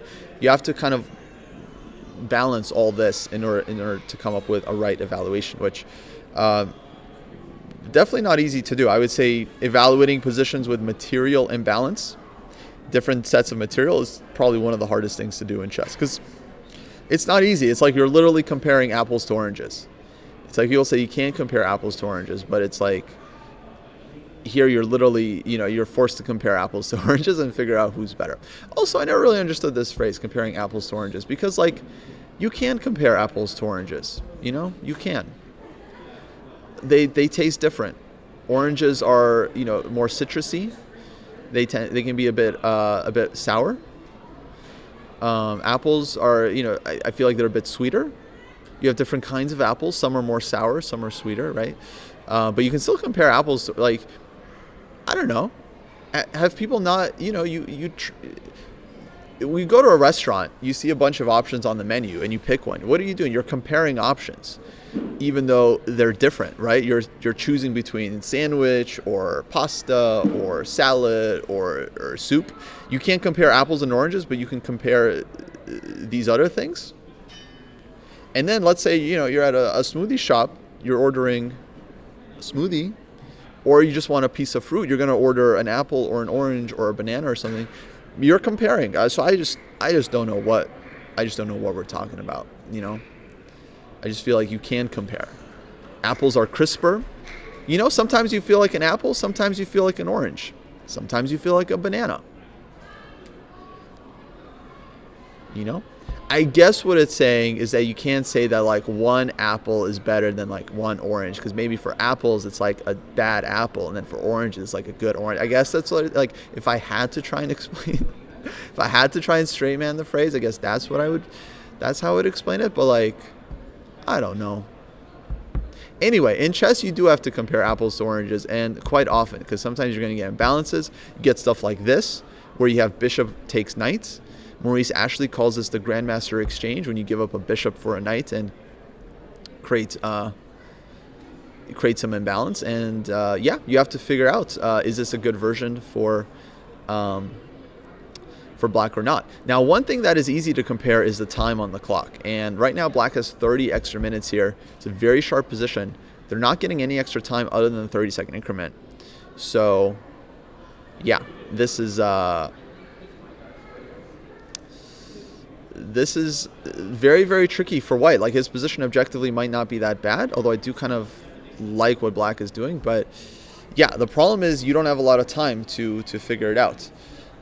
Maybe queen to d2, maybe bishop h4. There are a lot of reasonable moves here for white, but he's spending time because he wants to be very precise here. But it's not an easy position, and as the time ticks down, it's going to get harder and harder for him to maintain the balance here. So we're going to keep an eye on this one, board 2, because this is a very, very, very important game for our standings. I love how the chat just completely completely blew up with his apples and oranges talk. We were showing some fascinating lines. Queen sacrifice, 2 rooks for a queen, talking about structures, and I get it. Chad is just politely listening and respectfully listening, as if it was like a live audience. If it was a live audience, you guys wouldn't be heckling me. But but as soon as the conversation turns to apples versus oranges, the chat awakens. But anyway, so we'll keep an eye on this one. Board 1 already finished in draw, so both these players have 6 points. These two are on 5.5. If one of them wins, they will jump into the clear lead heading into the final round, which would be pretty huge, especially for Christopher, because he's playing black in this position. So if he wins this game, presumably next round he will have white with a lead over the tournament. That's very, very big. We also have board 3 here. Bilic has been thinking after white's move rook to c7, and yeah, very, very instructive game here. Very thematic as well. I mean, honestly, like, this is one I'll have to go back and check, because for me, I thought that black was playing theory. Like, I thought this was all theory. Knight e5, queen to d6. I thought this was all known. Then white goes dc5, and I actually have no idea where black went wrong, because all of a sudden it feels like his position is much worse. Okay, he just played bishop takes g2. We're expecting king takes g2, the immediate recapture. And then black is going to have to find some move there. I don't know, rook to e8. But now the issue is that white has defended the knight on d7. And so if black can't get another attacker on this knight, white is ready to just unpin. And at a certain point, this knight on d7 is actually going to become strong, because it's deeply entrenched in black's territory. It's controlling a lot of squares, and it's protected. So what can black really do about this knight? Be very difficult to play around it.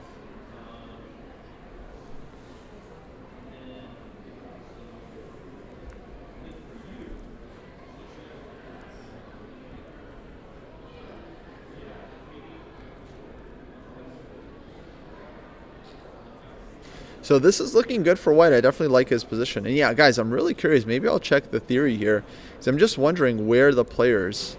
I'm just very curious where the players left theory, because it just looked like it was just straight up good for white right from the opening. But where did black blunder? Where is black's mistake?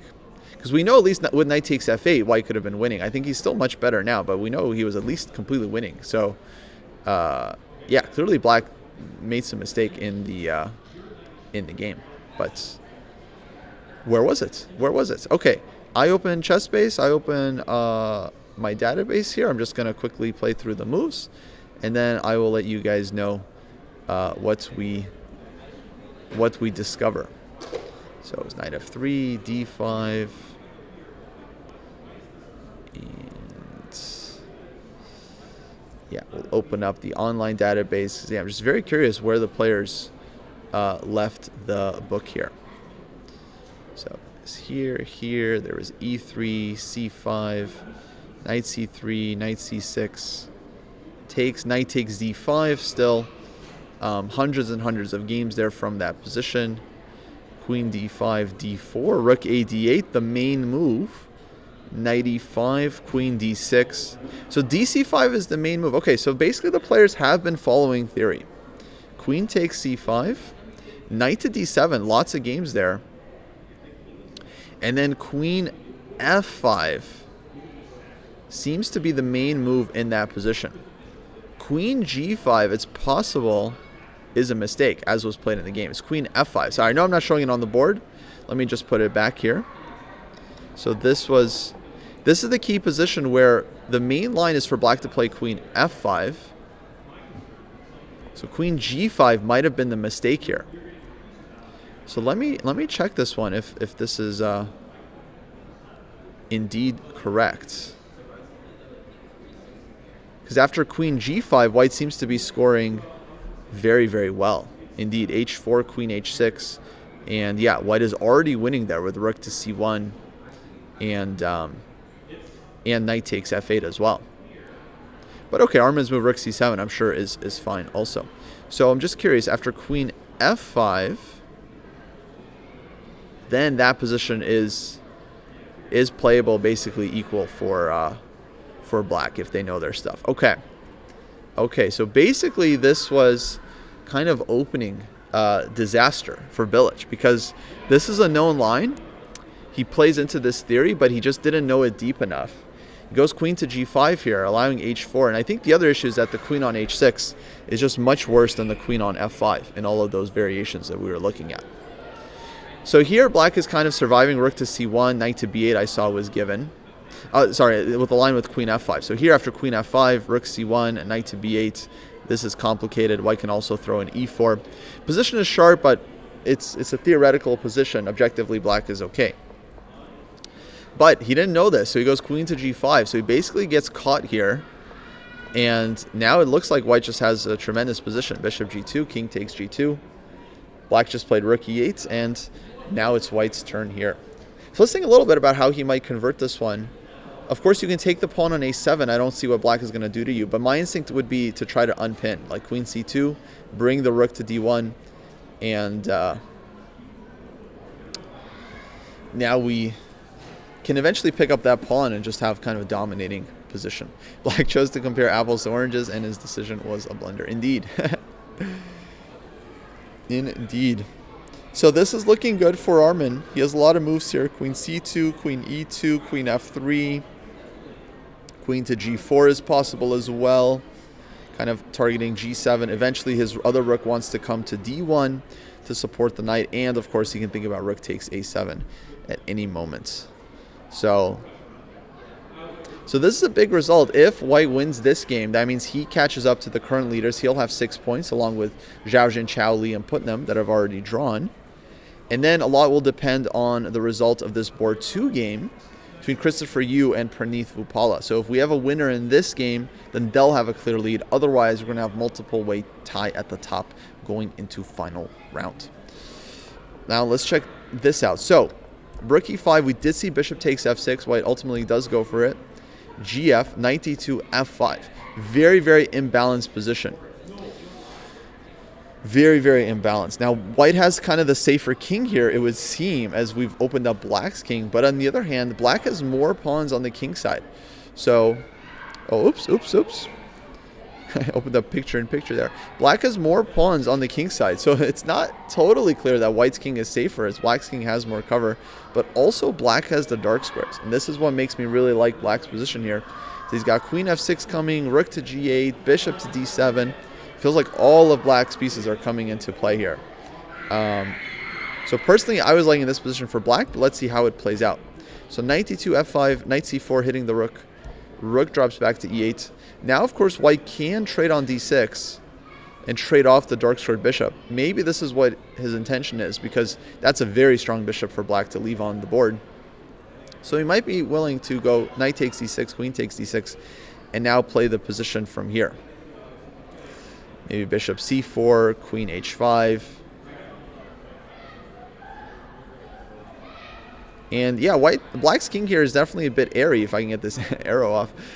Queen h5, you got some checks on g5, queen g6. But yeah, actually this position I think not so simple, because black is blockading, but if the queen ever moves, then he's going to lose the blockade. So if he ever tries to move the queen over to defend the king side a bit better, then he loses the blockade. White immediately pushes the d-pawn. If white could push d6 here, white would instantly be better. Like queen f6, d6, then I think white is just much, much better here, because now d-pawn is strong, bishop is fantastic, and you got weaknesses all over the board on the king side. So this is the position right now. It's not clear if white has to take on d6 at this very moment, but that is the option. And yeah, maybe he makes another move like queen to d2. Also looks tempting. Eyeing h6, queen f6, and then he could take here, and he kind of wins a tempo in this way by not trading right away, but rather letting black spend a move.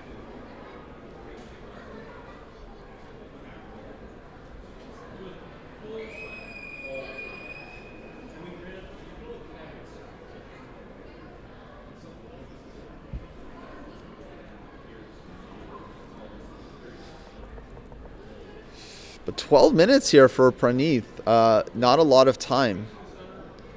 So sharp position. Though I should say after knight takes d6, it does simplify a little bit. And I don't think this is really the hardest position for white to play. Queen to d2. You take here at some point. You try to bring the queen in.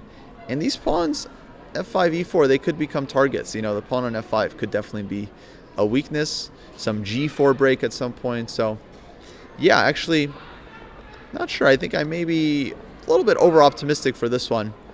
For black, it seems. And, yeah, I would actually think white is probably okay objectively here. But the time is a problem. And so Christopher is definitely going to be putting pressure here on the clock. So that is not going to be easy. 12 minutes and under. Dude is just tanking. He just hasn't yet adjusted to the lower time. At some point, he's going to have to really just speed up his pace of play. So far, hasn't yet adjusted, but we'll see if he manages. Okay, so critical action here on board 2. Let's check in with our streamers, guys. Let's see how the streamers are doing. We had the Chess Nerd, who I think was a bit worse out of the opening here, and yeah, has gotten himself into an endgame. Knight versus bishop, the Grandmaster exchange, and this is the situation on the board. It's not looking great for the Chess Nerd because I feel like his pawns are very, very weak, especially the C and A pawns. So I'm a bit nervous about the endgame here for Zach. Rook to b3, rook to b4 is in the air, and yeah, rook to b3 played. Let's just see the last couple of moves. So black infiltrated here with the rook on d3. They traded a couple pawns to get into this endgame. And bishop on e5 is a very good piece. It is strong, but it's like white's rooks are just way too passive. So the rest of white's position here is just not managing to activate. So rook to b3 played, and now 15 minutes for Zach to try and navigate this position. Not easy at all. He's desperately looking for some kind of counterplay on the king side, but it's very slow. f5, g4, g5. Maybe that's the plan, but black is picking up some pawns here very, very quickly. So this one is looking troublesome for white. I think black is just much better here, just on first glance. If he has a way to save this, I'd be very, very impressed, I think. Okay, so tough hold here for Zach, the Chess Nerd. Let's check out Joe Bruin. Joe's position I liked up until white played this move b4, which completely rocked the house, forcing bishop back to b6. Trades on b6, a takes b6, f4 played, and yeah, this middle game I was liking for white because bishop comes to b2. We have f5 and f6 in the cards, just weakening the king side. So this one looked very, very dangerous to me. Queen h4 though, black fighting back. If f5, of course, he's going to bring the knight to e5 and then maybe to g4 one day. So bishop c4 played. Queen back to f6. Not sure why. Oh wait, no, knight on d4 is hanging. So okay, defends the knight. And this is our live position. So actually, we haven't had a lot of moves here. Both players have been spending a lot of time in this position from queen f6.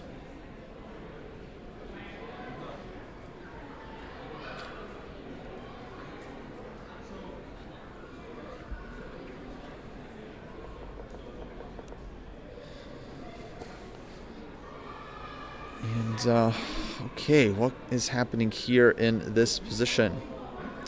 Bishop e3 is there, bishop to b2. Definitely like white's dark squared bishop here. Probably I would put the bishop on e3 because you want to keep this one defended. Although bishop on b2, looks beautiful. Actually, bishop to b2 here, it's like tactically you can get away with it. If knight takes f4, we have knight to d5, which looks brutal. We have rook takes here. And queen takes d4, just winning 2 pieces for the rook. So bishop to b2, I think, is a heck of a move here, looking for knight to d5, which feels very unpleasant for black. Oh, he wants knight d5, knight f3 check. Okay, that's a big idea. So on knight d5, he still has knight f3 check. Oh, and in the live position, so queen f6. If knight d5 here, yeah, very important. If knight d5 here, which looks like it wins a piece, he has knight check somewhere. Knight e2, knight f3. Not sure where. Maybe here. But does the queen get trapped? Doesn't the queen potentially get trapped here? Okay, we have queen d4 check. Bishop e3, queen b2. And no trap, it seems. No way to pick up the queen. So it looks like black would be okay here with the exchange. f5, knight e5, f6. Okay, maybe it's still complicated here. Who knows what's going on, but yeah, who knows what's going on. Who knows what's going on. Knight e7 check was there. But at least this is black's intention. I think it's clear. Otherwise, after knight d5, you just resign because you're losing the piece on d4. So what else are you going to do here?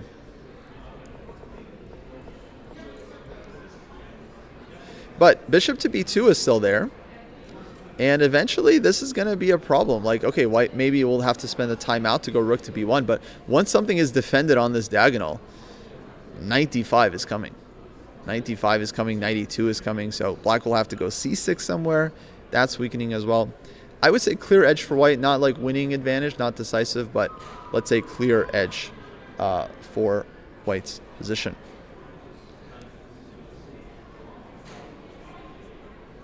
Okay, let's check in on board 4, see how we were doing here. We have a number of players on 4.5 points that are trying to catch up. Matveyshyn actually, I think, has 5 points. So if he was able to win this game, he would join the leaders with 6 out of 8. And, oh, look at this, guys. Speaking of queen versus 2 rooks, we end up getting this imbalance here. Rook e1, queen e7, and now knight f4. Knight f4, just giving the 2 rooks for the queen. Controversial decision, but this is a position where the queen might actually be better than the rooks in a lot of cases because there's a lot of pieces on the board and the queen has a lot of potential avenues. Queen to b8, white is eyeing here. But I'm not sure, I'd be very, very nervous to give out the 2 rooks like this for the queen. I would not be sure at all.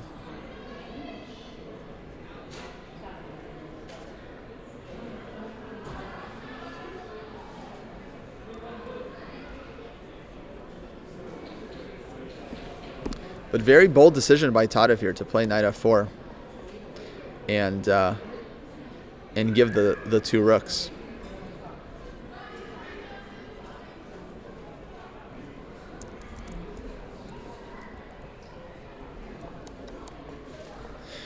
Rook went back to e8, and here white plays knight to e2.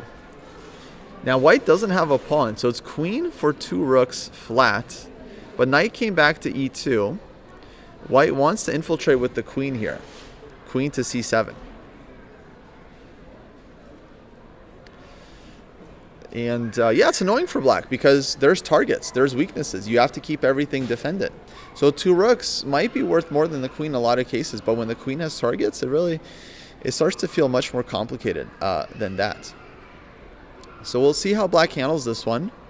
Of course, if rook e7, there's just queen b8 check, and you don't have king h7, so you have to go back, and then this would be a problem.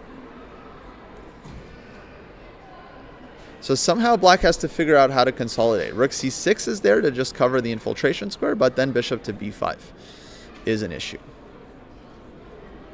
So what move is black going to make? Rook c8 maybe.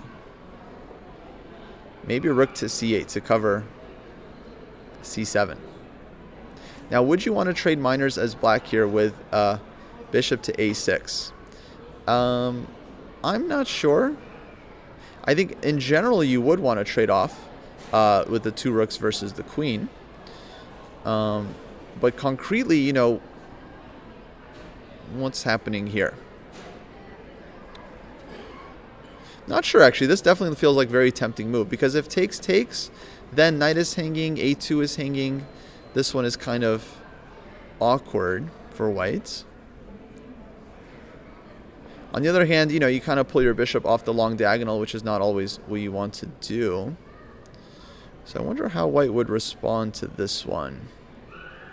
Maybe knight f4 back? Doesn't seem like that's what you want to do. But maybe knight f4 and then saying, well, if you trade on d3 now, knight takes d3. And yeah, I'm targeting the c pawn. And again, white has some weaknesses. But as more pieces come off the board, like if we traded knights here, then I would definitely think that black is going to be better with the 2 rooks.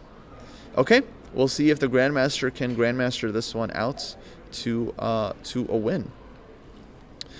Let's jump back to board 2. Praneeth Vupala down to under 8 minutes here. And in this position, instead of taking on d6 like I thought he might, he ends up going queen c1, rook to b8, queen h6, and he allows black to keep the dark squared bishop. Bishop f8. Queen went to f4, now rook to b4. Now black's pieces are activating, and yeah, this position is extremely double-edged. Bishop is coming to g7. Rook to b4 just played very nice move to pin white's knight on c4 against the rook on d4. Otherwise, white really wants to put the knight on e3 and go after the f5 pawn. If allowed, white would be kind of crushing here, but rook to b4. Chess is a concrete game. And yeah, seems very hard here for black to come up with something. I mean, for white, it seems very hard for white to come up with something because black is just very, very active. And 6.5 minutes, so this is definitely a critical game for us here. Board 3 is also getting critical, 12 minutes for Bilic after white's move queen f3. One of the options we were looking at, just unpinning the knight and, yeah, dominating with this guy. Looks like rook takes a7 is coming. The more the game continues, the more I'm starting to think that, you know, earlier we were looking at knight takes f8 here for some time. We thought that was good for white. We confirmed the engine it was good for white. But the more I'm looking at this game, the more I think Arman probably realized that, but decided that this was just simpler. Like here, he doesn't have to win 2 rooks versus the queen. Doesn't have to deal with like counterplay. Here he's just kind of dominating. He's about to win 1 pawn on a7, maybe 2nd pawn on b6, and it's just going to be decisive advantage for white. Not much more to say other than that. Chess is a fun game. Well, let's keep our eyes on board 2 because I think this one is just quite chaotic. Queen f4, rook b4, and rook back to d1 played. Sensible move, unpinning the knight and preparing to go knight e3, for example, or d6. So black can't take the pawn on e4 here, but then I think he has to deal with d6, which is not a super fun threat. Bishop d7, maybe it's not so bad, but at least here white starts to get their own play going in the position. The extra pawn certainly doesn't matter here. White is rather just trying to play against the king side. So rook to d1, I'm really not expecting rook takes a4 here. I feel like black is going to keep playing for activity. Maybe a5, bishop a6 is a thought. But a5, white will drop back knight e3. Bishop g7 is always there, of course. Black has other moves like improving the queen, queen to f6, bishop h6. So a lot of options for Christopher. Now he's been playing fast this tournament. I feel like he's been putting a lot of pressure on his opponents on the clock. And there we go, queen f6. Yeah, bringing the queen out and opening up the possibility of playing bishop to h6.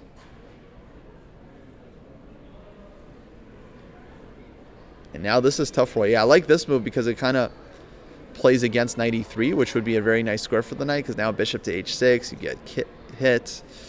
Maybe there's knight g4 though. Tactics, guys. Tactics. Tacticos. Bishop takes f4, knight takes f6, check. And I'm hitting the rook. Yeah, this is good for white actually. Okay, trick of the season. Knight e3, bishop h6, knight g4. Love it. Absolutely love it.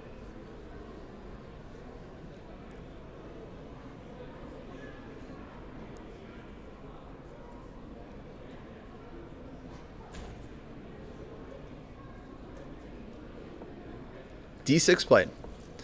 d6 played. White decides to just push the pawn. Also a very reasonable move. Here I would expect bishop to d7 from black to blockade. Could also consider rook to d8, I think, but bishop to d7 just somehow feels like the most compact move. Defends the rook on e8 just in case, blockades the pawn. Just nice to blockade the pawn so they just can't push physically.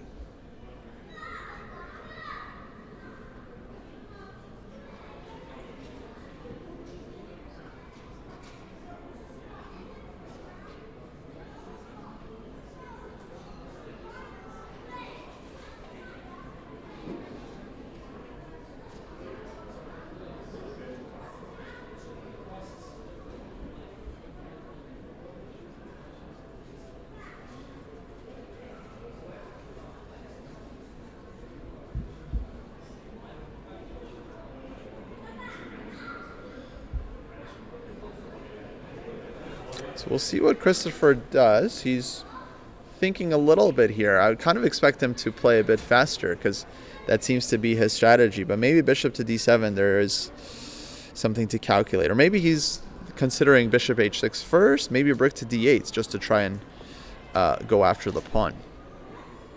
Maybe another move. Okay, my bet is on one of these three moves. Bishop d7, rook d8, bishop h6. I feel like that's one of those three moves. Seems like most likely.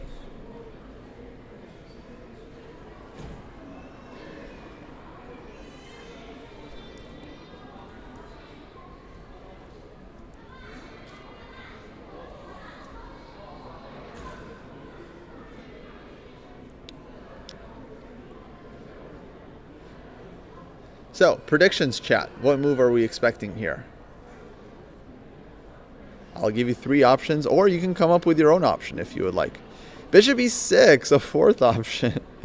Bishop e6.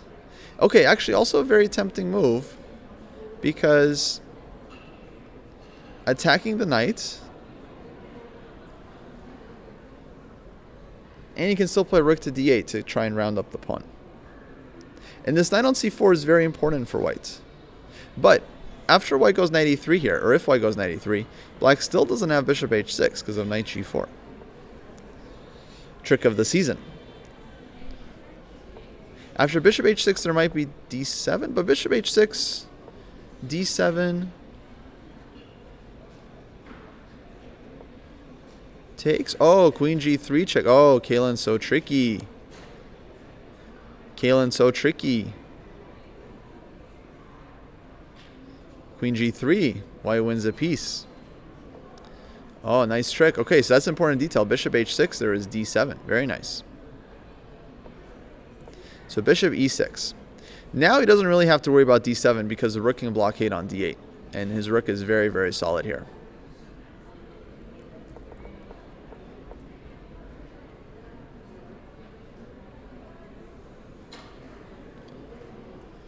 But 5 minutes for white. Oh, very tough position. Very, very tough position. I feel like this is starting to look really, really nice for black. But he can still go knight e3. So he still has knight e3. Then I guess I would expect rook d8 first, hitting the pawn, and then setting up bishop h6 under much better circumstances. So now bishop h6, knight g4, I think would not be as good for white. Yeah, I think black would be fine there.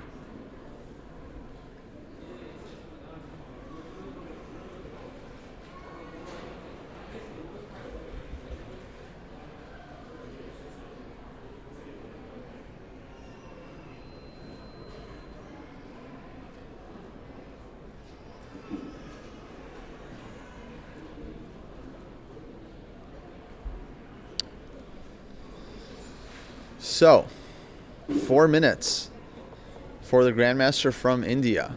He's under heavy pressure from the American junior, Christopher Yu. Bishop e6. Knight on c4 is hanging. What to do for white? Nothing here really looks amazing. Like b3, black just takes. Rook to c1. Maybe rook c1 and then bring the other rook to d1. I feel like this possibly is the most compact thing you can do, like rook d8, rook d1, and just try to hang on to everything. But as we can see, black is already itching to win a pawn and is ready to take and take on d6, for example, at any moment. So this one definitely looking good for Christopher. And once again, guys, these are two of the leaders here, 5.5 points each. So if we have a decisive result here, we're going to have a clear leader going into the final round of the National Open, one of the biggest open tournaments in the United States, coming down to the wire here in the last couple of games.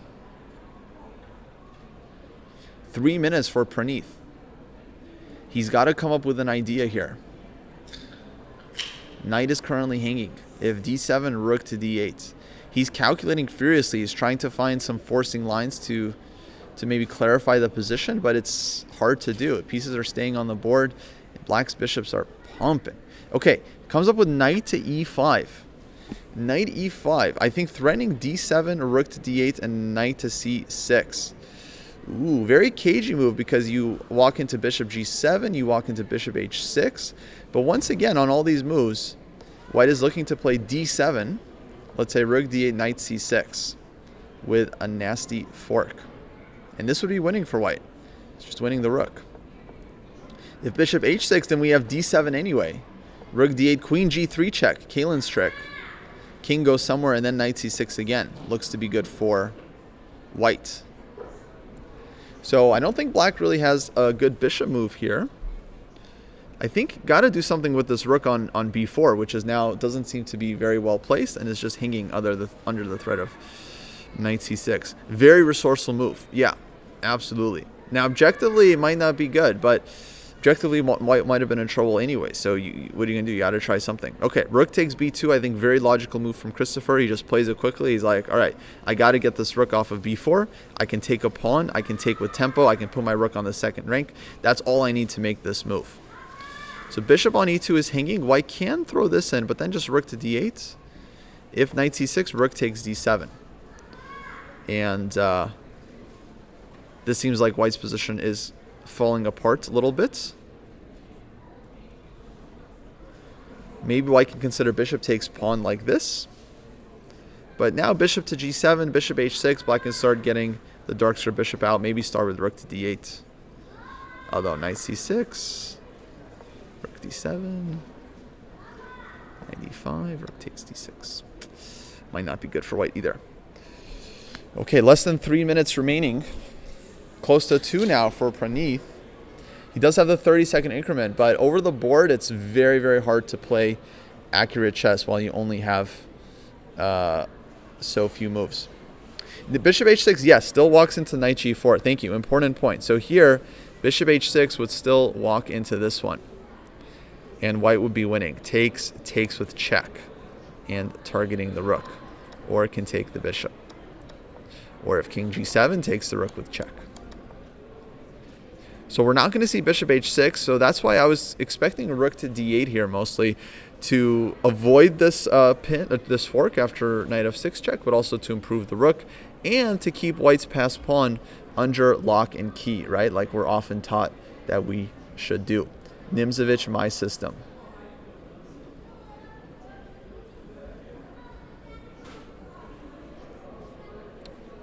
Okay, bishop a6, Christopher, is he going to continue to put pressure on the clock here? As white is just going to be in time trouble for the rest of the game.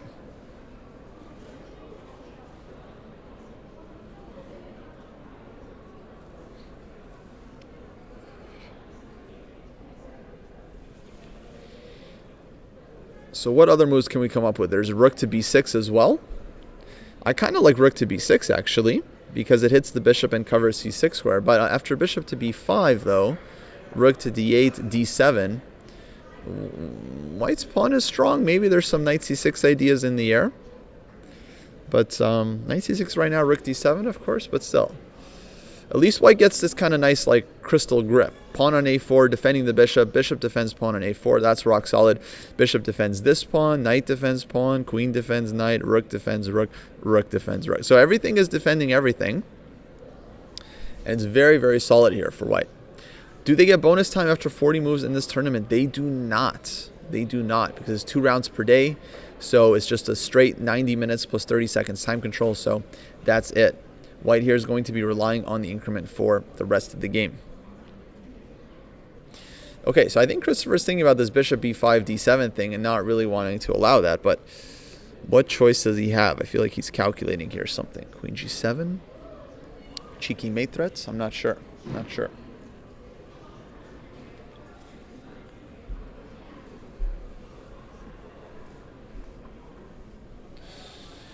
Let's see what will happen in this game. In the meantime, while Christopher is thinking, we'll keep an eye on this one. Let's jump to board 3. Oh, bishop to b3. Okay. Whoa, bishop b3. Okay, unexpected tactic. Unexpected tactic. Double attack. Double attack. Uh-oh.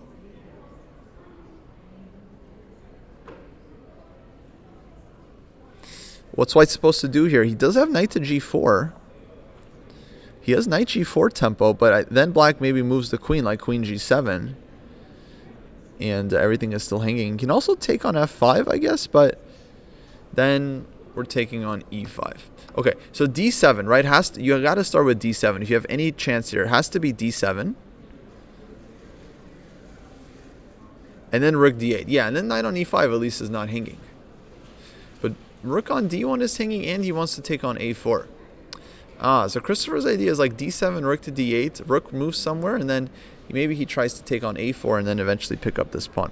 But f5 is hanging, so I'm a little bit confused how this is supposed to work. d7, what does he want? Rook d8, he can't allow queen. Rook d4.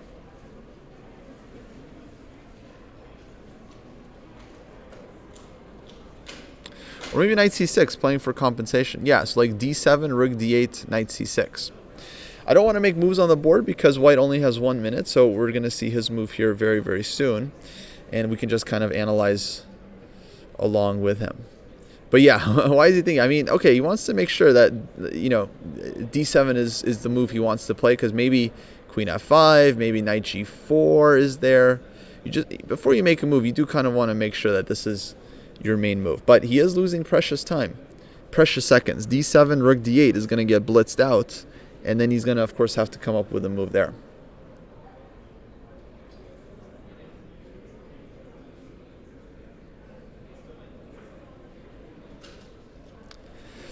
Yeah, for example, another option, knight g4, queen g7, queen takes f5, and knight f6 check is a threat. Absolutely.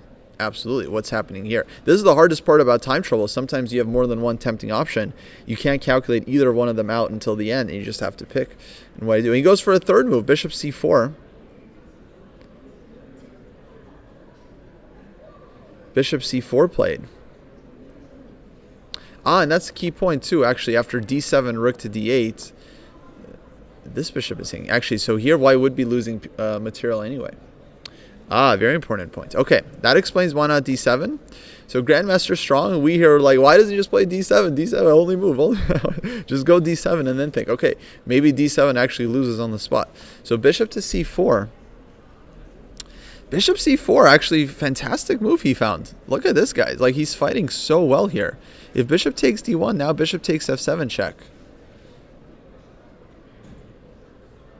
And what's going on?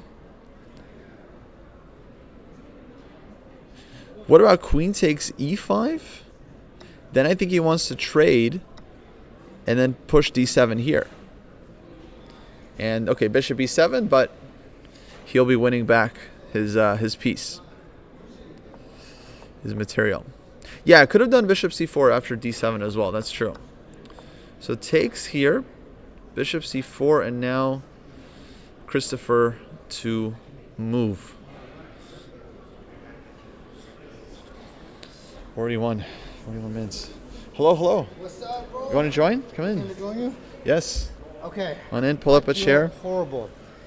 I looked up and looked at Zach's game back when I thought it was even and he could still win, and then I saw him walk past me.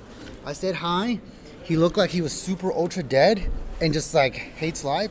And then I don't understand how he threw the game. What happened? I'm not sure, actually. I haven't seen it in a while. Folks, we got Tony joining us from the Chess Sharks. Shout out, Tony. You had a bye this round. Practical decision. 100%. I was out till 4 a.m. last night with Canty, bro. It was good, though. 4 a.m. Yeah, we won on the tables. Good for you. But not that we promote that. Don't follow my decisions, okay? It's a bad idea. Bad. 100% it's a bad idea. It wasn't good. Yeah, anyways, we're here for the chess. I asked about chess when I first got here, okay? Yes. You let me go on. My bad. My fault. Bishop c4. So this game is very critical between Christopher Yu, Praneeth Bhupal on board 2.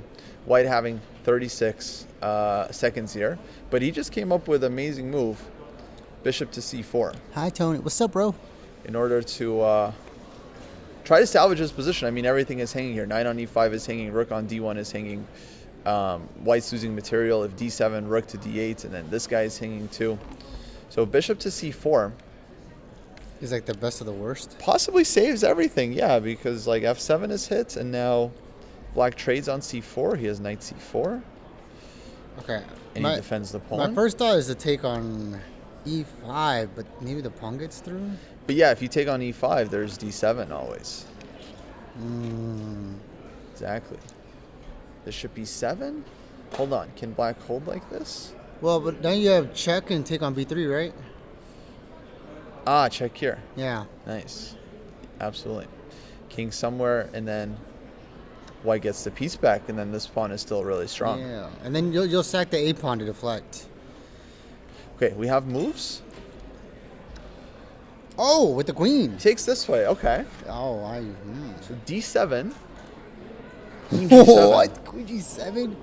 Wow. G7. Wow. What a trick. Look, there's chalky mate on the board. Damn. Okay. He hits G2, and now he's going to save the rook.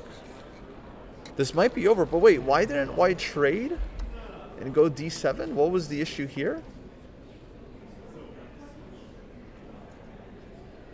I mean, he has bishop E7, but... Maybe he thought it wasn't enough. So bishop E7, okay, here. Sack, takes. We get this endgame. Rook B8. Rook B8, there's bishop C4. Oh yeah, he hit the other one. takes. Hit the other one. But let's say he just takes here. We get this rook endgame. I guess you're in trouble here as white. Yeah, I mean, you're down a Yeah. pawn. This is very strong. Rook is coming behind to A3. Yeah, no, I think you're just busted here. Okay. Agreed. So I think he realized he's losing here, so he tries D7, but he might have missed queen G7. I mean, that's a cold shower. that is freezing shower. And with a minute left, that hurts. Okay, he finds rook D2, That can't be enough. but just rook D8. Because rook on B2 is defended. So he was kind of hoping like, okay, you you trade, queen takes, you save the rook, I win the piece, but Christopher's too strong for that. No. He's a monster. Just rook D8. Chris don't play like that. Yeah. Wow. I think he's winning this. I mean, he's piece up. Wait, so if he wins, he's clear first? If he wins, he's half a point ahead of the field. Yeah, more. exactly. I mean, there's still queen takes F5. No, but rook No, is no, hanging. rook. Yeah. You can trade, but then bishop is still hanging as well. So yeah, you're like trading pieces here as white, one way or the other. And black is... Okay, I guess you first, you take on B3 first, I think. Mm-hmm. To try to deflect the threat and attention, Right. and then on F5.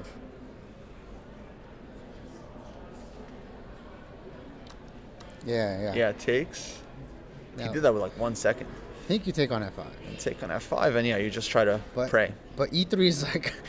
Yeah, E3 is there. Gosh. Black has easy blockade. Wait, question. Was there rook B2 and queen G5? No. Oh, wait. Queen G5. So yes, Wait a I guess second. black has this one to throw in. Oh. But then rook D1? B1? Tricky. Hold on. Rook B2, queen B2, queen G5 check.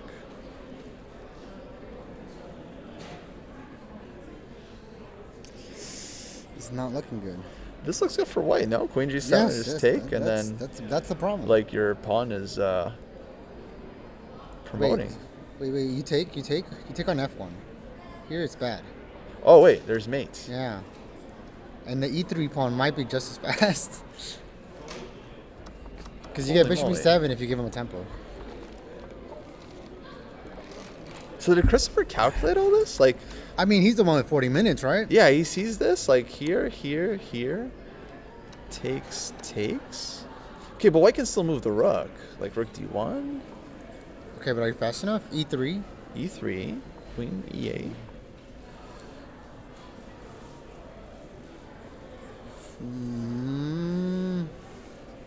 Whoa. Wait. Bishop D5. Okay. I might get you. Oh gosh. Bishop D5. Shut up. You bug. No, I don't think it's good. It takes it. I think yeah. You tried to get me. You tried to bull. No, bishop D5. Very nice move. Guys, you can't take because of mates. Yeah. You gotta cover your ranks, chat. But I don't. Christopher didn't spend that much time here, so I feel like he couldn't have seen all this. I don't know. I think they might have blundered this rook b2. Okay, There's the f5. this is now on the board. e3, rook d4. d4. I mean, white Rook desperately d4. trying, but can he not take? Well, then you do it all again. Take and check and lose the rook. But I think you still die. I guess takes on where, b3?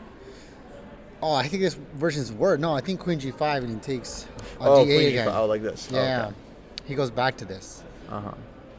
But I think he's just bullshitting. But this don't, is, I don't yeah, think it this should works. be, yeah, it should be enough for black. I think black should be faster here. I think he's just desperate. I mean, 40 seconds, like, that's all you can do. Yeah, no. White has, no time, basically. Yeah, so he's just hoping this works. Super hope. But it's going to take Christopher, like, not even 2 minutes. It shouldn't. Yeah. Yeah, I'm always so impressed with how fast these guys are. No, it's Okay. wild. Let's go back because we didn't figure this out, right? And so I have a policy where I don't figure, if I try it, I didn't figure it out, I check with comp because I want to know like what was going on here. Rook b2. You're curious as well? Of course. Okay, let's see. So rook b2. Bishop takes c4. So it was Yeah. he probably had this in mind. Because queen b2, queen g5, this is indeed good for white. Although after queen g7, the idea is bishop takes f7. Okay. Oh, okay. We're not. Sick move. Okay. Whatever. Because that bishop sort of was saving. Ah. But, okay, the interesting thing here is he was going to take here. But then I wasn't sure, like, rook d1, rook b1. But rook d1, I guess, it's like bishop d3 maybe? Just covers everything. There's other moves, but, okay, basically good for black. Yeah. This pawn's not going there. Even queen g4. Wow, that's a. I guess white just has nothing with this pawn. Like, rook c2, bishop, Oh, yeah, you get the bishop. you just can't do anything. You always get the with pawn. This guy. Yeah, bishops are just dominating. Okay, Gross. so he had that one under control. And rook d4, e2 played by Christopher. Rook e1. E2's.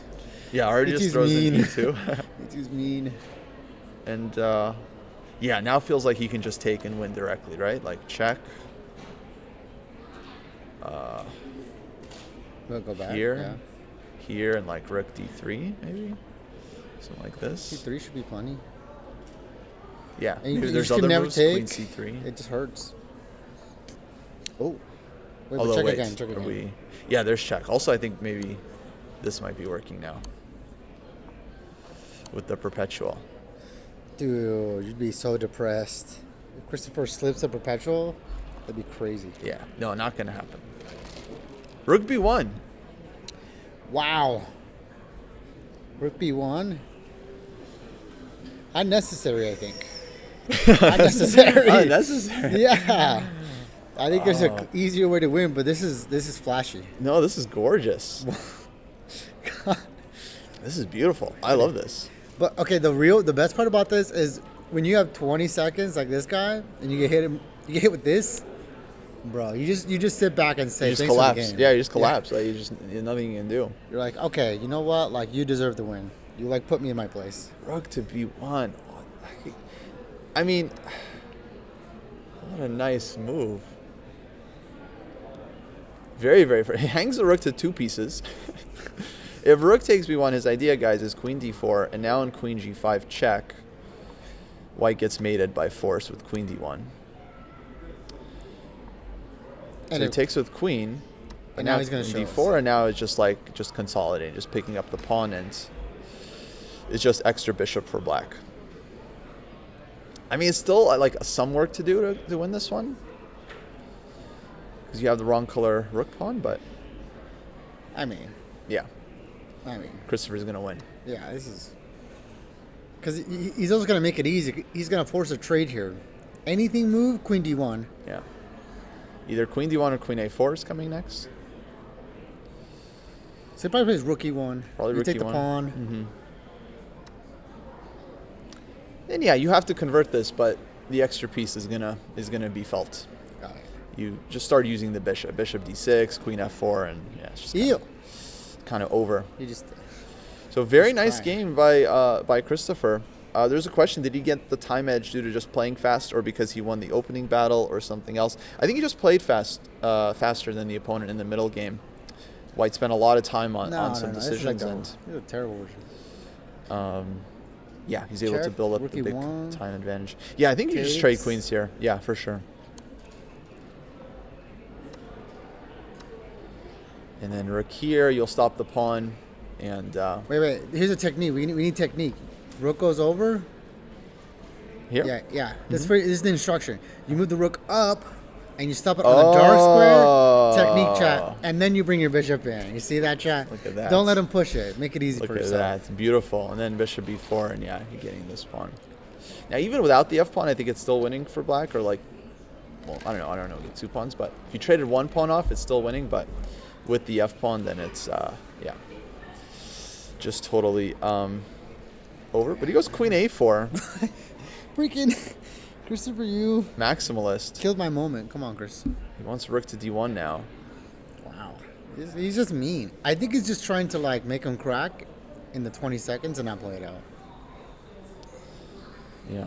Yeah, he just wants to finish it off here because they have the final round coming up, in 2 hours. So it's going to be a big game ahead of him. But he, with a win, again, he's half point ahead of the field. So he's going to have white and in control of the whole tournament.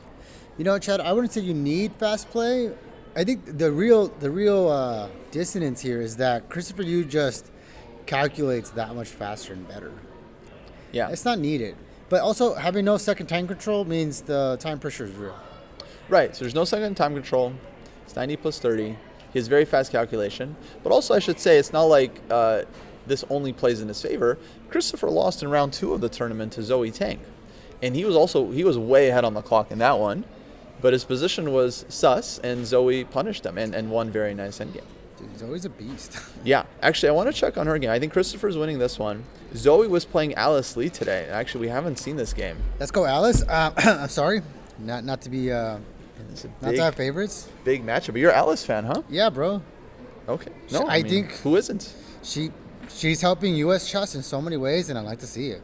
It's like, thank you. Yeah, absolutely one of the brightest stars in U.S. chess. Zoe, by the way, having an amazing tournament. For anyone not following, she actually hasn't lost a game, I think. Oh. No, she did lose last night, the first game, but before that, she was basically undefeated against GM, IM, GM, GM. That's it's like 2 wins as well. Bro, Yeah. that's IM performance. That's Oh no, she was close to GM performance, even with the loss. Dang. Close to GM performance, yeah. Dude, she needs to upgrade to IM already. Oh, for sure, yeah, for sure. She's What she need? 100 rating? 100 points. Yeah, Okay, that's a grind. That's a grind, but yeah. Now, unfortunately for her, I think Alice is doing very well in this one. much better end. Not enough pressure. Down 2 pawns. Down 1 pawn. Although, wait, hold on. There's still. Wait. But I mean, like, rook h4 takes king h3. Like, surely you're okay. Uh-huh. Maybe queen f5 check I afterwards. guess it's not as easy. Yeah, I thought like white's just have a pawn, but no, actually, here queen f5, and Wait. But then rook b4. it's b5. No, oh shoot, it's not there yet. There's like a trick here somewhere. Like you sack a rook and play back rank mate again, but But I think he's I think black's okay here, but maybe white's a little bit better. Rook e4, rook e7. also good. Maybe I would start with this one to provoke g6. Actually, g6 would be nice. And then here, so that this comes with like, so there's no rook here. I guess there's still rook h5, but then this rook is like, yeah, white is better here, but I don't know if it's enough to win because black has easy counterplay with this b5. Oh man, But that's why I like rook b4. I was kind of holding up, but maybe there's something outside of this. Wow. By the way, this is a very cool moment we walked into. Like rook b8, Alice just played bishop takes f6. That's where we joined the game. Like a G. So yeah, gf6, rook h4. She calculated as Now you just can't defend. Oh. decisive. But rook takes f6 here. Maybe she missed queen f8. She might have overlooked this one. Very easy move to miss. Okay, maybe no. There's like checks in between. Shoot. It's also possible to just take on b7. Let's say take king h3. It's like the lame version. Wait, no. Take on b7 and then queen c8 check, maybe. Ah, true. Okay. I blundered that, but thankfully I have queen d7. Oh, okay. Woo. That's that I am luck right there. Yeah, exactly. The I am touch. Okay. But other than check, is there something? Because white's king, I mean, does not look safe. But the problem is you can't move your queen off the back rank so easily. I still don't love this. Is there no other move? It's It's like the big moments here? Yeah, the big moments Yeah, here. let's Like, think I here. can't- Like, good on Alice to tank here. Yeah, no, I mean, it's a critical moment. Christopher Yu, by the way, did convert that position, guys. Here was the final moves. It ended tactically. Rook h3. Oh my gosh. It's just, Yeah. He's just mean. He's putting him in his place. Yeah, Blitz he's- game. Yeah, clearly had something to show this game. But let's go back to Alice, see what she's going to... Okay. What if come you up with take on here. b7 with the other rook? Okay. But we get same thing, right? Takes and black can trade if they wanted. Yeah, okay. And in this position, I don't hate it. I'm a bit puzzled by the evaluation, but I actually think white is maybe even winning. Because if you don't have any like immediate threats, I'm just going like rook d7, rook d8. And it's like, how do you defend your king? Well, I mean, you... Wait.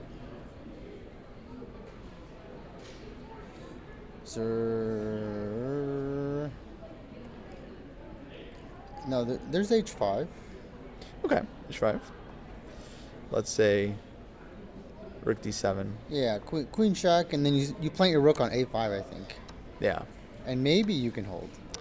maybe. But it's pawn down for black, and I would say like kind of miserable, honestly. I mean, look, I want Alice to win, so I'm all about this. I just kind of want her to win a bit more fancier here. You want I to wish win there her, was a bit... want her to win in style. Huh.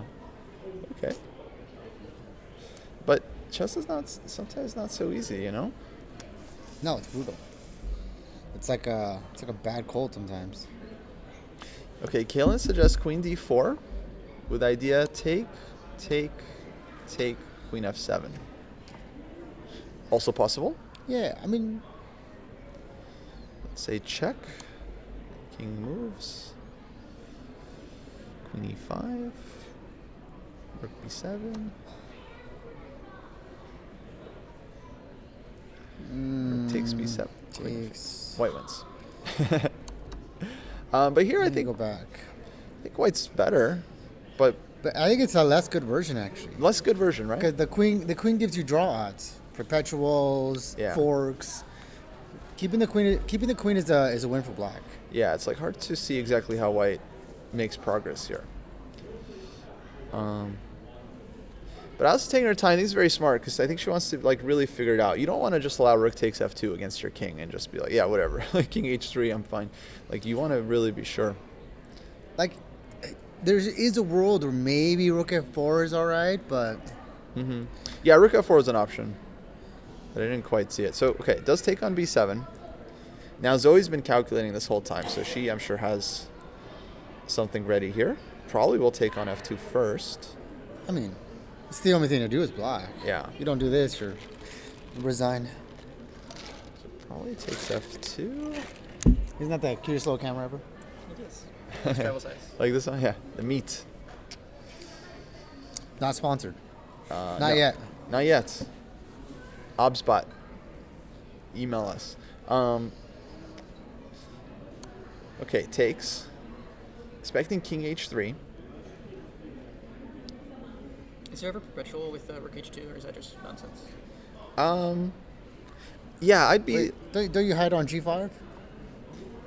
skeptical because it feels like there's a lot of open squares for the king. So king just kind of walks up Yeah. and I was wanting to get queen h1 taking the rook on, like when there was a rook just hanging on b7. Oh, I guess you might get back on queen b8 anyways in that line. Like takes on b2 first, but I think you maybe never get queen h1 check. yeah, exactly. Yeah, king comes to g4 and just not in time for black. So king h3. Now Zoe's thinking. I mean, if you're Zoe, you hope that she doesn't find queen e7, but Let's see. You're hoping she doesn't find queen d7? no, queen e7 after take and queen c8. This one? Yeah. So just resigns then? It's like, okay, good game. It's rigged d7. I don't know. Okay, this one would be, yeah, it would be nice for black, wouldn't it? I guess she's thinking maybe not to trade because maybe she keeps the rook for like more back rank chances. What? No. That's No. I don't know about this. I don't know. I would think about this for black because if you feel like rook b7, if you don't get counterplay here, you are just kind of cooked.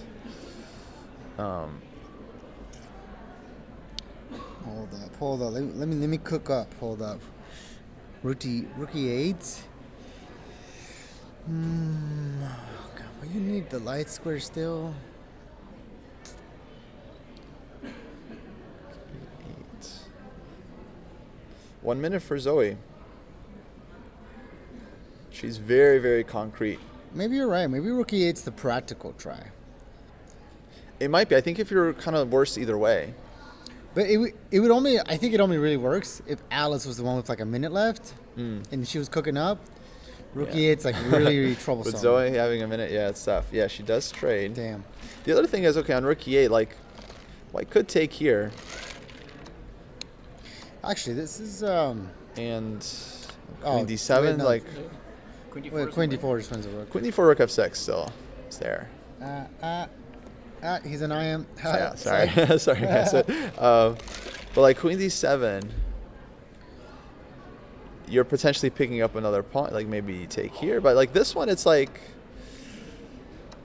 it's probably winning for white, but it's not easy actually. Like this can be really, really tricky to convert. But with 20 minutes, we believe in Alice. Yeah, no, probably got she would it. win. Yeah.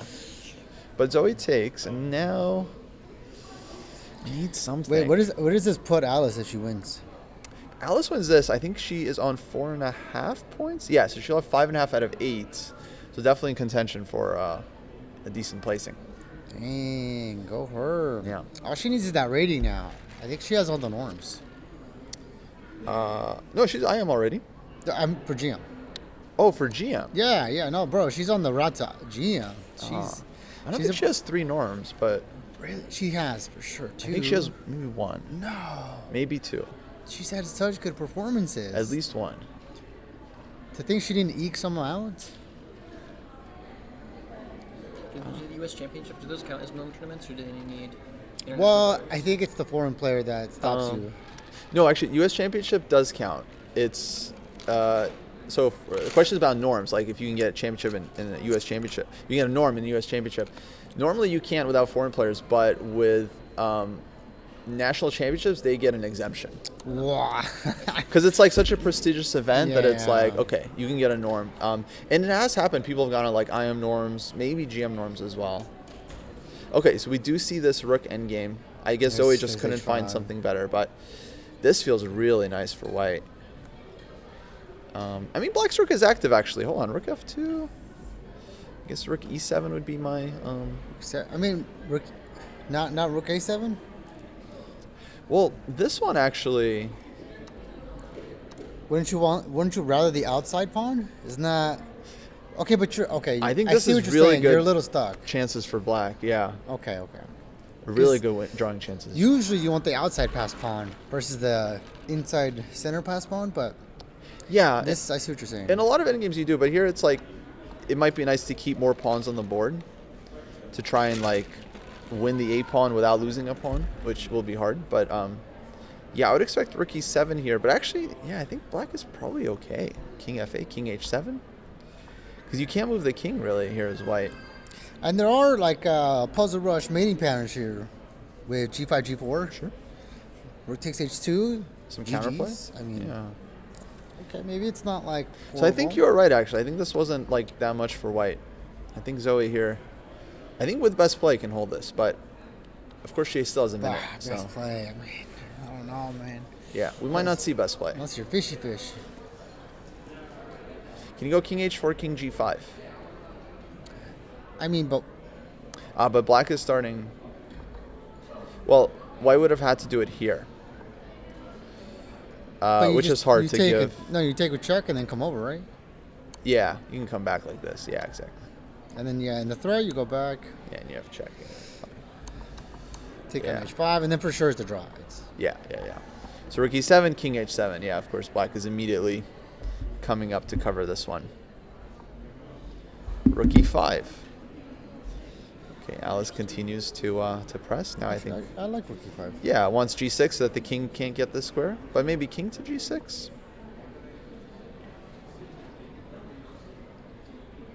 Yeah. I think here you still have to go rook a5 and go into those lines. Yeah, you can, but like, I think this is very drawish. So my bet is like she's gonna try to keep the e pawn for as long as she can. Okay, so what, e4? Maybe g4. I was thinking G4 then King G3, right? I didn't love this. Because this is the only way I can see to like untangle. Okay, rook f5. Can you hold this king and pawn endgame?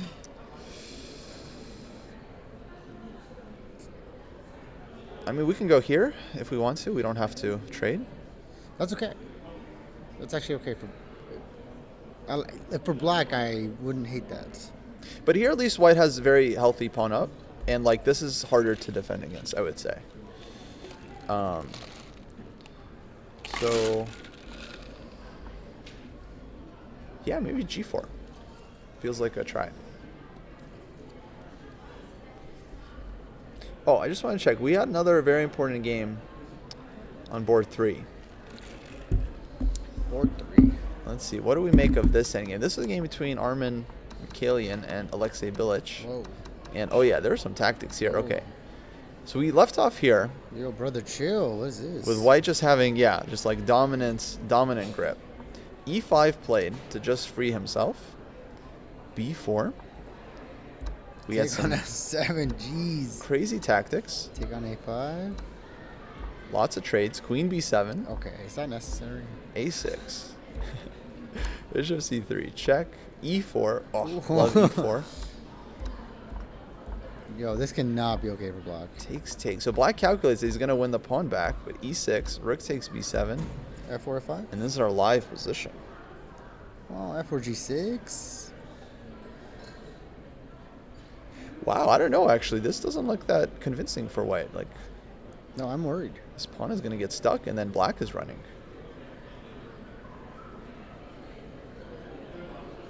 Okay, but maybe... Okay, like rook D1? Maybe there's tactics? Oh, rook d1. There's potential tactics? Good move. Yeah, good move. King f8.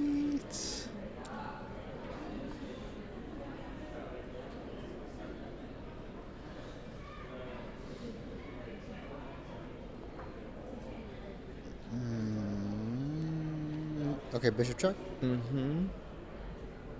Gotta try.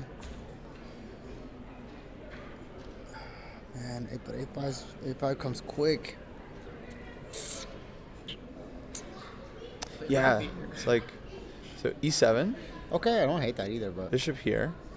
I think black is like barely in time. A5, Yeah, like that move Here. hurts. b5. It's just barely not in time for this But one. bishop C5? Oh, bishop c5, okay. Yeah, and maybe you can keep This the is threat. still hanging. This is still hanging.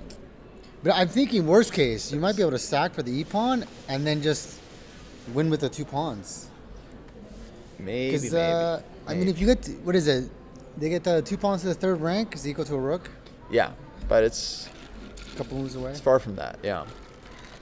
Also possible to play bishop b4. Oh, played.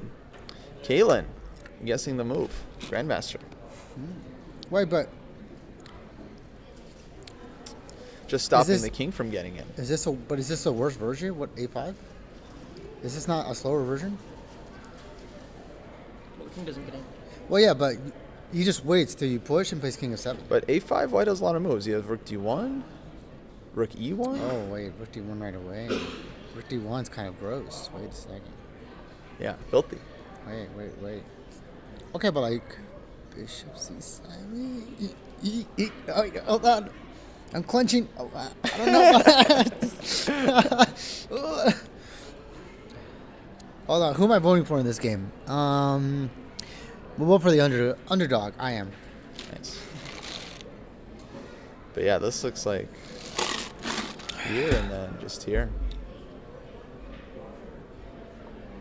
And Rook D8. Yeah. Okay, so Armin might still be in control. I thought he might have messed it up, but actually, no, this looks pretty winning. This looks pretty winning. This is a Black it's is deep just so calculation, dominating. actually. Yeah. Deep understanding, for sure. Can we try Rook C7? Is this something? C7.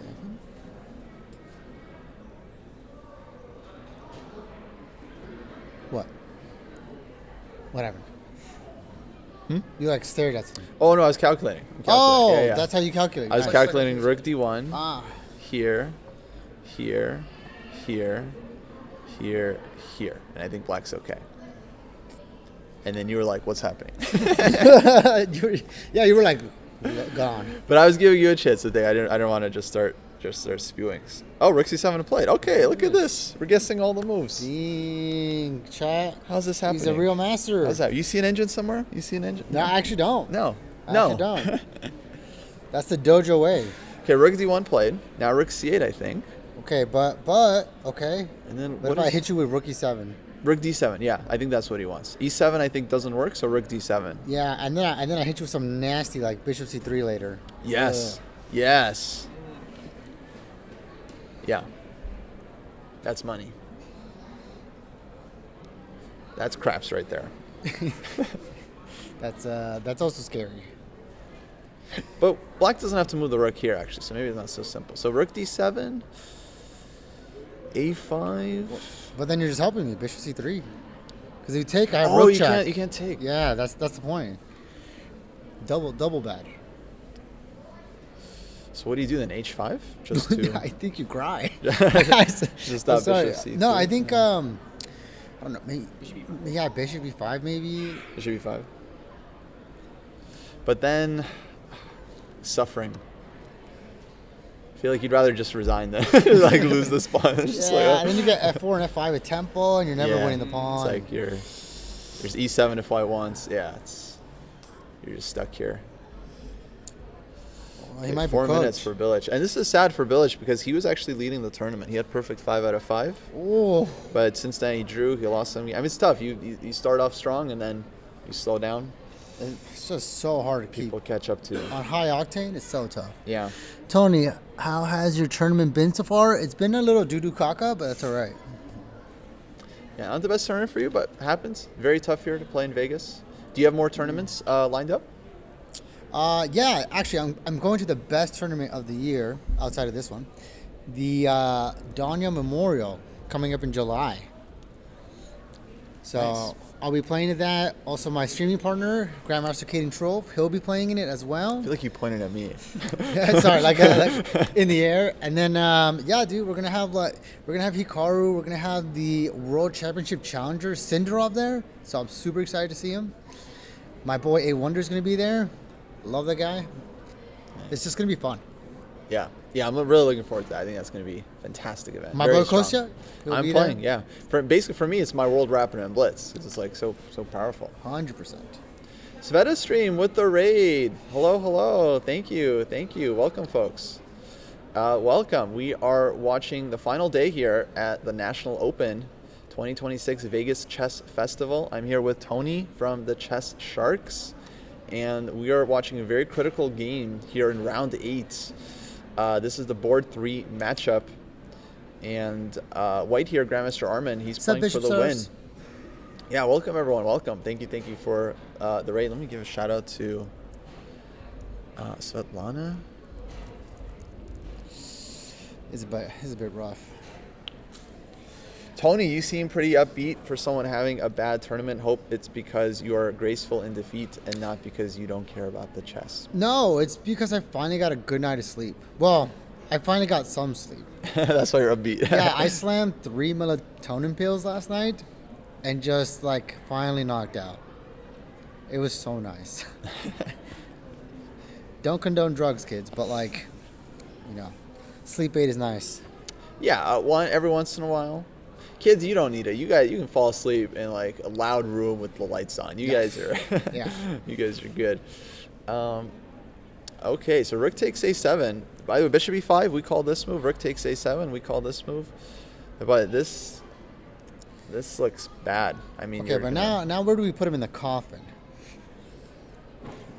The slow wins. F4 or 5 wins always. Yeah, you just start advancing.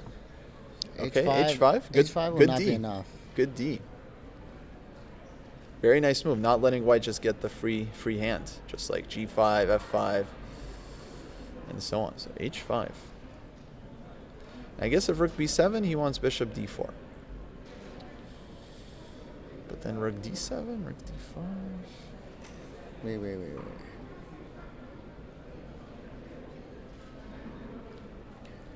Actually, yeah. Just what's wrong with just Rook D7? Rook D7 here. Yeah. Sure. For this. Actually, I just want to push and play Rook. Yeah. Well, when you push, Black will go Rook E8, Rook D8, King F7. Mm-hmm. And then I think. just hold the blockade. And then I hit you with. I just hold it. Then I hit you with King F3. Mm-hmm. And I just go up, run up, take all your stuff. That is one way to win these endgames, is just kind of paralyze Black. You could trade rooks if you want, but I think better not to. Well, okay, maybe it's not so simple. Like, let's say, okay, it's hard for Black to move. I'll play this move, King F6. Let's say here, just for example, the problem is like, Okay, but if you're gonna do this one, fair enough. yeah.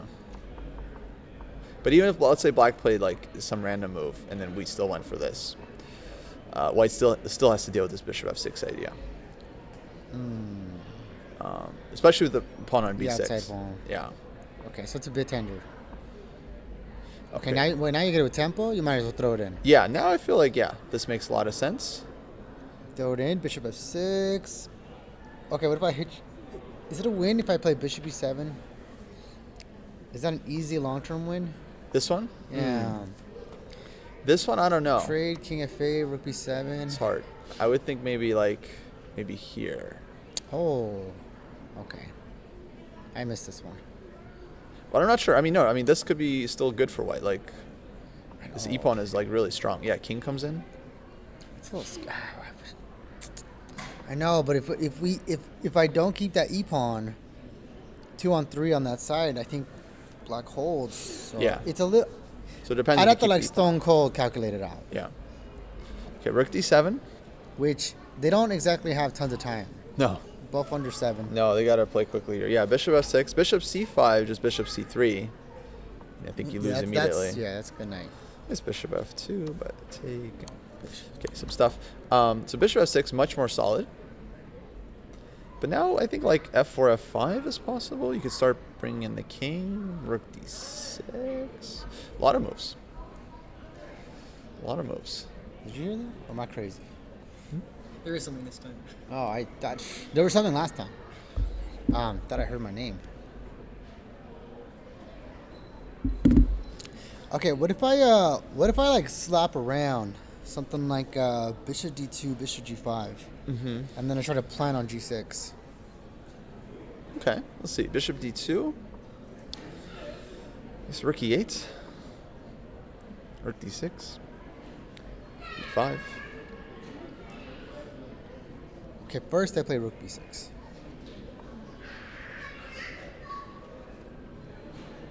And then, I feel like we're not even in a rush here. Like F4, F5, and then just take the pawn. Because I keep wanting Bishop G5 because I think that will break through everything for me. Yeah, eventually maybe Bishop G5 Yeah. to break through. Coach is really good at this commentary stuff with lower elo players. He's really good at making your ideas flow a bit better. He's like, yeah, your idea is good if we do it like later on and like in the future, but it's not horrible. I like to yes and by the way, a lot of respect to you and to Jay and everyone that's coming on the stream, because like it's very intimidating to give counterplay or give commentary without the engine or eval bar. That's right? true. It's It's a different beast. saying was, by the way, I'm blundering all the time. You know, chat's picking up on my blundering all the time. It's embarrassing for me, but it's like, you know, just kind of go through it. Oh, And dude. Okay, the worst more experience I had there is I was doing commentary for Hans Niemann, Mm-hmm. and me and Caden liked this style, so we did no engine. Nice. We only pulled it up like purely necessary, like we could not figure it out. And yeah, there was a couple moments where Caden's like, "Yeah, that's cute, but like you're just blundering here." I'm like, "Dang it, That's cute. and I was like, "Shoot." He's like, "It's okay. We don't have stockfish, but like still." But what I also like is that, you know, you're suggesting ideas. So the reason I like doing no engine commentary is because I feel like my ideas are going to be closer to the players than the engine's ideas, right? Because I'm like 2,300, the players are 2,500, engine is 3,700. So I'm closer to the players than stockfish. That's a good point. That's a good point. You don't get any of those crazy ideas, the engine lines. What's up, Blazing Heart? Yeah. And you're, of course, you know, going to be closer to the average audience member, and maybe you're asking questions or coming up with moves that they're thinking about. That someone like Caden, you know, Caden's been 2,400 since he was 8 years old. Like, he just, For real. these moves don't even enter his mind, right? No, It's just like, that's so real. There's sometimes where he's like, I don't understand why you and other players are playing these moves. It just doesn't make sense. And he has the hardest time sometimes. He actually has a section of studies, you know, well, that's what Russian call them. But basically positions where he's found that he's like, okay, 2,000 think this in these positions, and I don't understand why. And he has a whole section of those positions that he saves, that he tries to like give as instruction, be like, this is what you should be thinking, and you guys often think this bad stuff. Right. And I got to figure out how to get it out of you guys. that's very cool. No, That's some useful, that's really instructive. Yeah, positions, but it's actually. really like very sparse that he adds to that file, because it's just it's not super common, but Yeah. when it happens, it just blows his mind. Yeah, I have a few puzzles that I've shown a lot over the years, and it's like you always get like the typical wrong responses, and it's like very instructive how that keeps happening. That's why all these GM speedruns are bogus. Oh wait, It's okay. too good. Okay, I get it. Hold up. Black is saying, push your pawn. I'm going to stack my bishop whenever, and then I'm going to just push my pawn all the way down as my only counterplay. I think he's not in time. I agree. I just think that's his idea. I love this blockade for white. King F3, just like this is just everything is coming. Now I think like if he pushed E7, I think King F7. I think Black is just gonna try to round up the pawn. Because the issue with this one is like I think it's very straightforward for white. You just stop the pawn with your rook. Yeah. You know, Good point. Good point. and then yeah, it's just Look at that. There's the blunders. you'll be done. But here. Goes back. Okay. Okay, so stopping the king from advancing. King Can't walk E4. up. But you still made progress there. Oh yeah. Now rook to B6. He's just gonna get squeezed. Now let's see if rook D4. Do you I think check. In E7. Yeah, it died. Can we check out if Alice pulled through yet? Yes. Let's check in with Alice. And okay, we've had some progress here. Developments. 2 versus 1. Hey, I think this is I mean, not we don't do it with the fish, but this is table based, right? Yes. 7 pieces on the board. Yeah. I mean, I think it's win white, but You think it's one for white? yeah. Wow.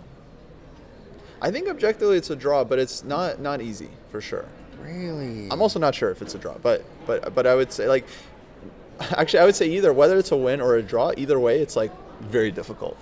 Oh, it's horrible for Zoe. It's suffer. It's suffer. You pray, then you pray some more.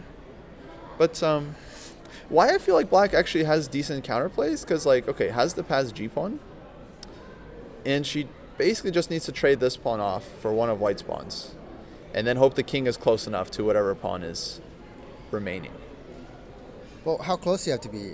Isn't it like within 4 ranks? For the A pawn, Yeah. Is if you get cut off, I think if you get cut off here, you're lost, 5 ranks. and otherwise it's okay. Oh wait, is this fast enough? Okay, rook A8. Because the idea, you push the A pawn, you have to keep the king on G7. Otherwise, there's that trick. with rook h8. And if you can't advance the king and the other rook is stuck on a1 holding the other pawn, you just win the g pawn. Yeah. It's the theoretical dream, I think. That would be the idea, but I think black is going to try to set up some counterplay before that. Like maybe g4 right now?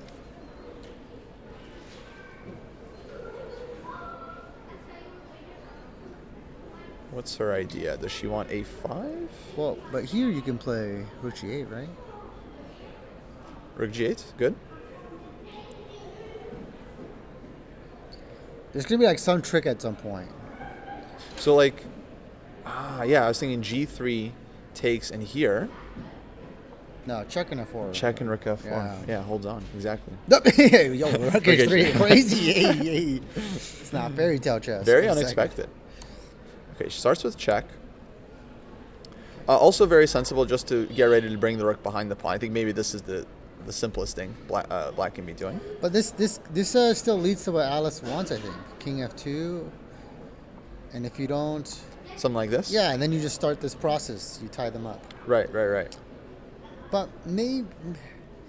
This is interesting. Let's say here. Yeah, maybe the e-pawn's always dying. Check. Here. Yeah, rook a2. Rook a2. Yeah, because if you get it with check and go back, it's a draw. Right. Wait, but the king's not on g7 yet. Wait. There might be a trick here. You push a7. Yeah, or you can just take. Actually, takes a7. And black's not in time. Well, see, I'm Rook telling you, F8. there's like little tricks here. No. It's, many tricks. And Zoe still is just playing on increment this whole time. Yes. So so far she's defended incredibly well, but as it often happens, you defend, and then 4 hours later you're tired. All of a sudden you blunder, and people are like, "How did she blunder that?" How does she blunder? For 5 hours, yeah. You're so tired. Like 4 days. So antsy. Maybe she got to pee. Like, it's... Is there any idea to hide your king on g4? Put the king on g4. The black one? Black king. Oh, I don't Yeah. think so. So like in line with king f2. Is that a better place or a worse place than g7 to avoid the check? right. Well, it has the idea, right? 'Cause there's no file check. What's good? No, you're supposed to win those. You want to come talk to us about it? For therapy session. Come join us. Yeah, Come join. Come You're pull up a a chair. streamer. Come post up. Yeah, I think king g4. I think this potentially better way for black to defend. Yeah, although Here, This you looks grab like our my chair. game from yesterday. kind of tricky. Good. It'll be instructive. Chat. We got Miss Maddie Chess here. Maddie plays the chess. legendary Make New sure. Yorker. I think you should get in behind. Yeah, like it Me right and here, Sonny like there. post up. For Yeah. too long. Post up But in the I middle. recognize that endgame. I literally played that for 4 hours yesterday. And so you have the answer to this. Yeah. You can tell us Tell us the details. What's- Is this a win or a draw? I played something so similar yesterday. Let's see. who's winning here. Does white win or black hold? Chat. She is a master, so like you guys know, like Oh, stop. she's white. Not from that last endgame Am I I lying? played. Hold up. Am I telling the truth? I'm telling the truth. Well, recently titled, yes. Yeah. See, recently titled. She's a beast.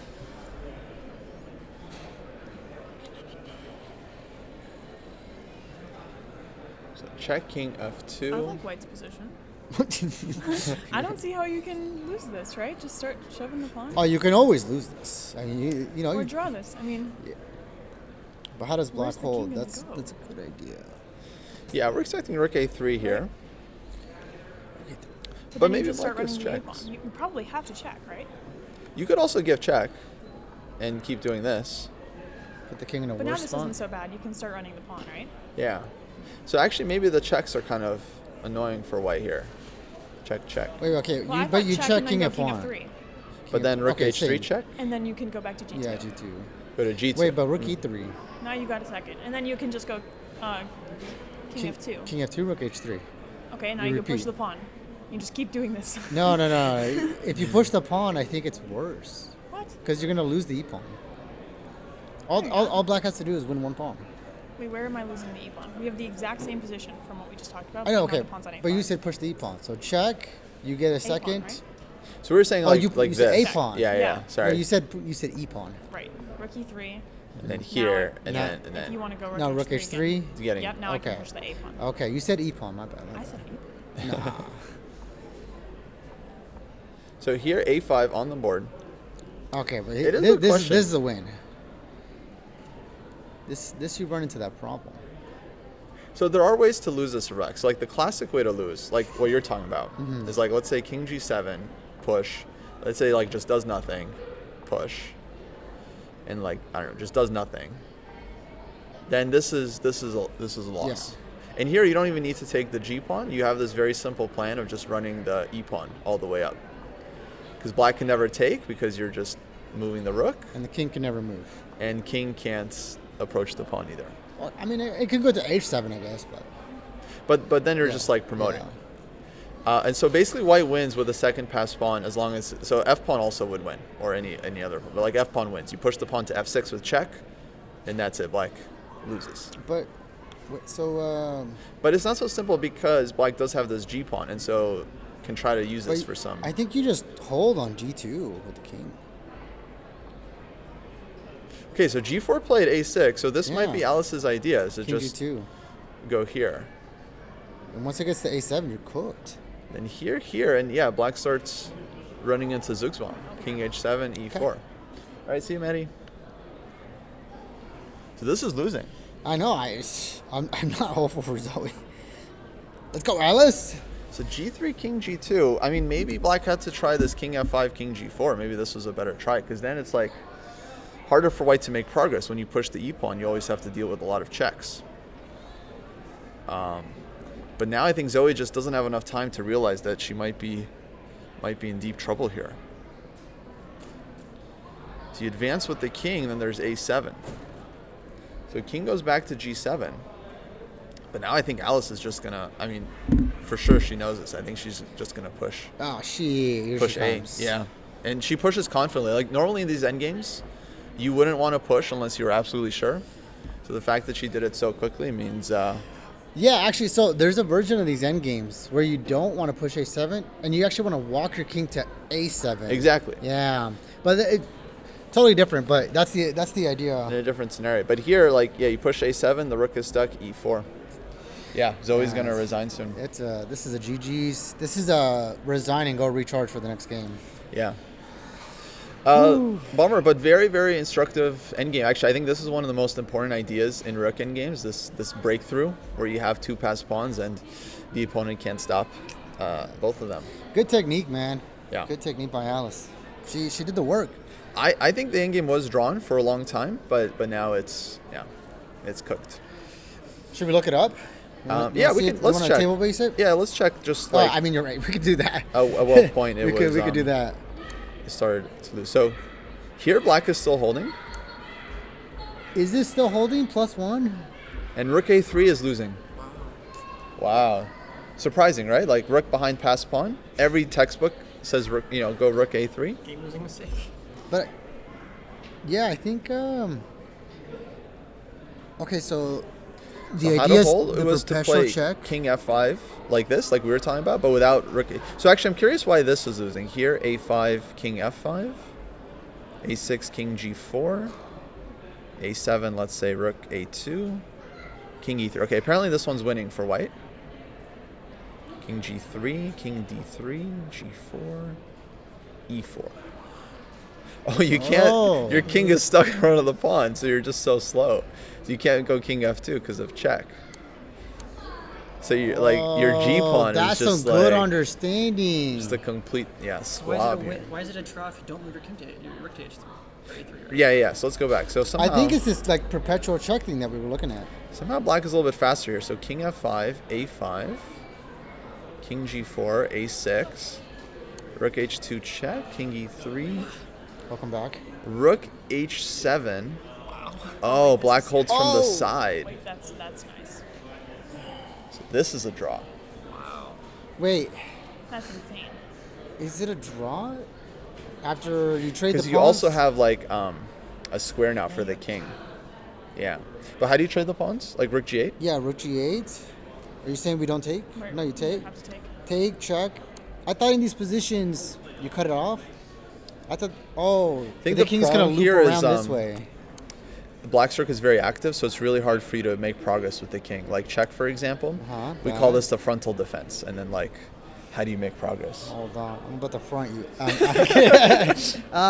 Wow, that's annoying. Shoot, I was hoping because usually you need the king in front of the pawn, set the rook up behind, but Yeah. If now this was more advanced, like king on e4, pawn on e5, then white's winning. But yeah, this one black is holding. Hello, hello. no, I'm not a Get in squid. here. No, I took a bye because they convinced me to, and we stayed up really late. So. Bro, it was 4 a.m. You We can't stayed up blame late us. Every day, and I was like, I need to like sleep because I start my drive back across the country tomorrow, and like, I know we're gonna have a late night tonight. So yeah, I'm kind of just, Alice like, wins.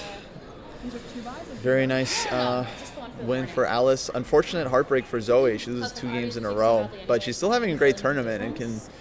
I think even she loses her last round. She's still having a great tournament, but Okay, I sure think she'll try to bounce back. we check board 1 and then call it, right? Yeah, board what- 3. Yeah, let's No, just I, see like, what's lost. happening here. But I Oh, let think, me like, turn off the engine. We knew this was winning. Only like 1,000, whatever. Let's see. So Armin here picked up the 2 pawns. Yeah, and I like the first tournament I did, I like lost. Okay. one, This one, position two. here. Last tournament I did, I Rookie actually 2 won. check. King And then this F3. tournament, I'm like, it's probably King my worst one F3. yet. King F5, you have G6 Well, check, had, like, so middle of the road a win, now lost. Yeah. And, then, And black, yeah, maybe takes the pawn. So plus, King I think it's, F3 like, I played. got sick like the week before, so I Rook wasn't will really able to kind of, like, move.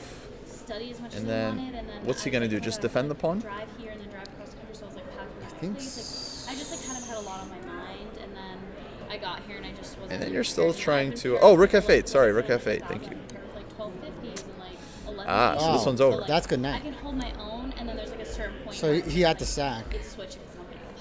And I'm like, but it's been good. Taste, He has to taste. take Yes, here. I actually Yeah, am, 'cause but- I feel like but every it- time I, But like, yeah. And then you pin the bishop, and that's just it's. Yeah, you're down a pawn. That's super yeah, bad. yeah, you're never holding this. So Armin's winning this one. Might be All right. resigns right here, It's actually. over. tells you to do, like, why am I not- So if we look at the And standings, where does that I put think us? it's because Assuming I this is see a win for whites. graphics, but I'm Yes, like, so standings, Christopher Yu leading, 6.5 points. for real, and, like, A number of players on 6 points. Zhao Jin Chao, Esan Gaye Magami, Liam Putnam, Victor obviously Matvashin. not so much right now, but So Christopher's going to have white. I'm guessing is Zhao Jin Chao. know, like, where to go from here. Because they haven't played yet. He has white. He's going to play one of the highest rated players. Maybe colors don't And he's match up. good. He plays in Charlotte a lot. We really like him. Zhao? Yeah. Yeah, very strong. He's just, I'm in the under 1250. and he's relentless. That guy does not stop playing tournaments. Yeah, he plays all time. Everything. Yeah, he just plays everything. He's often winning like the Grand Prix, like just winning all the Oh yeah. So I think that open tournaments. And you're going to improve. Which is awesome. Serious. yeah, Yeah. Yeah, definitely. I Alright, think this Coach is Joe. resigns here. Time to But know because I am newer, that yeah, I let's actually, just like, kinda wait for this game to end and then we'll probably Sum it up. This is my close it checklist. out. Yeah, we have I another actually go through all round of to it, like, do every in an day, hour. kinda. Oh my I think gosh, what's it's already- happened the last And that's few it. years Yeah, I've Armin lost has is, like, won. the position is, like, These so guys got to low, play and in I an hour as well. just, like, am not Folks, I think that's going to able do it kind of, for like, convert it, and this then, like, they this convert it, round. like, Chat, it was a pleasure. It was a pleasure, chat. Thank you, Tony. It was a good time. Guys, another shout out to Yeah. Chess Sharks. Go follow them. They're Exactly. always So, streaming, it's okay. How about- always doing fun stuff, commentary, game splits, playing against viewers, game analysis. You guys give away free stuff. I'm just making stuff up. Oh, whoa. Apparently Costa wants some. Okay. Tony, who are you facing? I don't know. Yeah, no pairings yet, actually. I think pairings are going to come out maybe another 30 minutes or so, Yeah. and then we'll see. So, folks, we'll be back. That's going to do it for now. We'll be back for the later rounds where we'll be crowning a champion in the 2026 National Open. Stay tuned for the raid, guys. That's true. Blazing Hunter has got on a shirt from us. Let's go. How about that? Oh, there you go. So we'll see you all soon. Thursday. Good night. All right, folks, take care. That's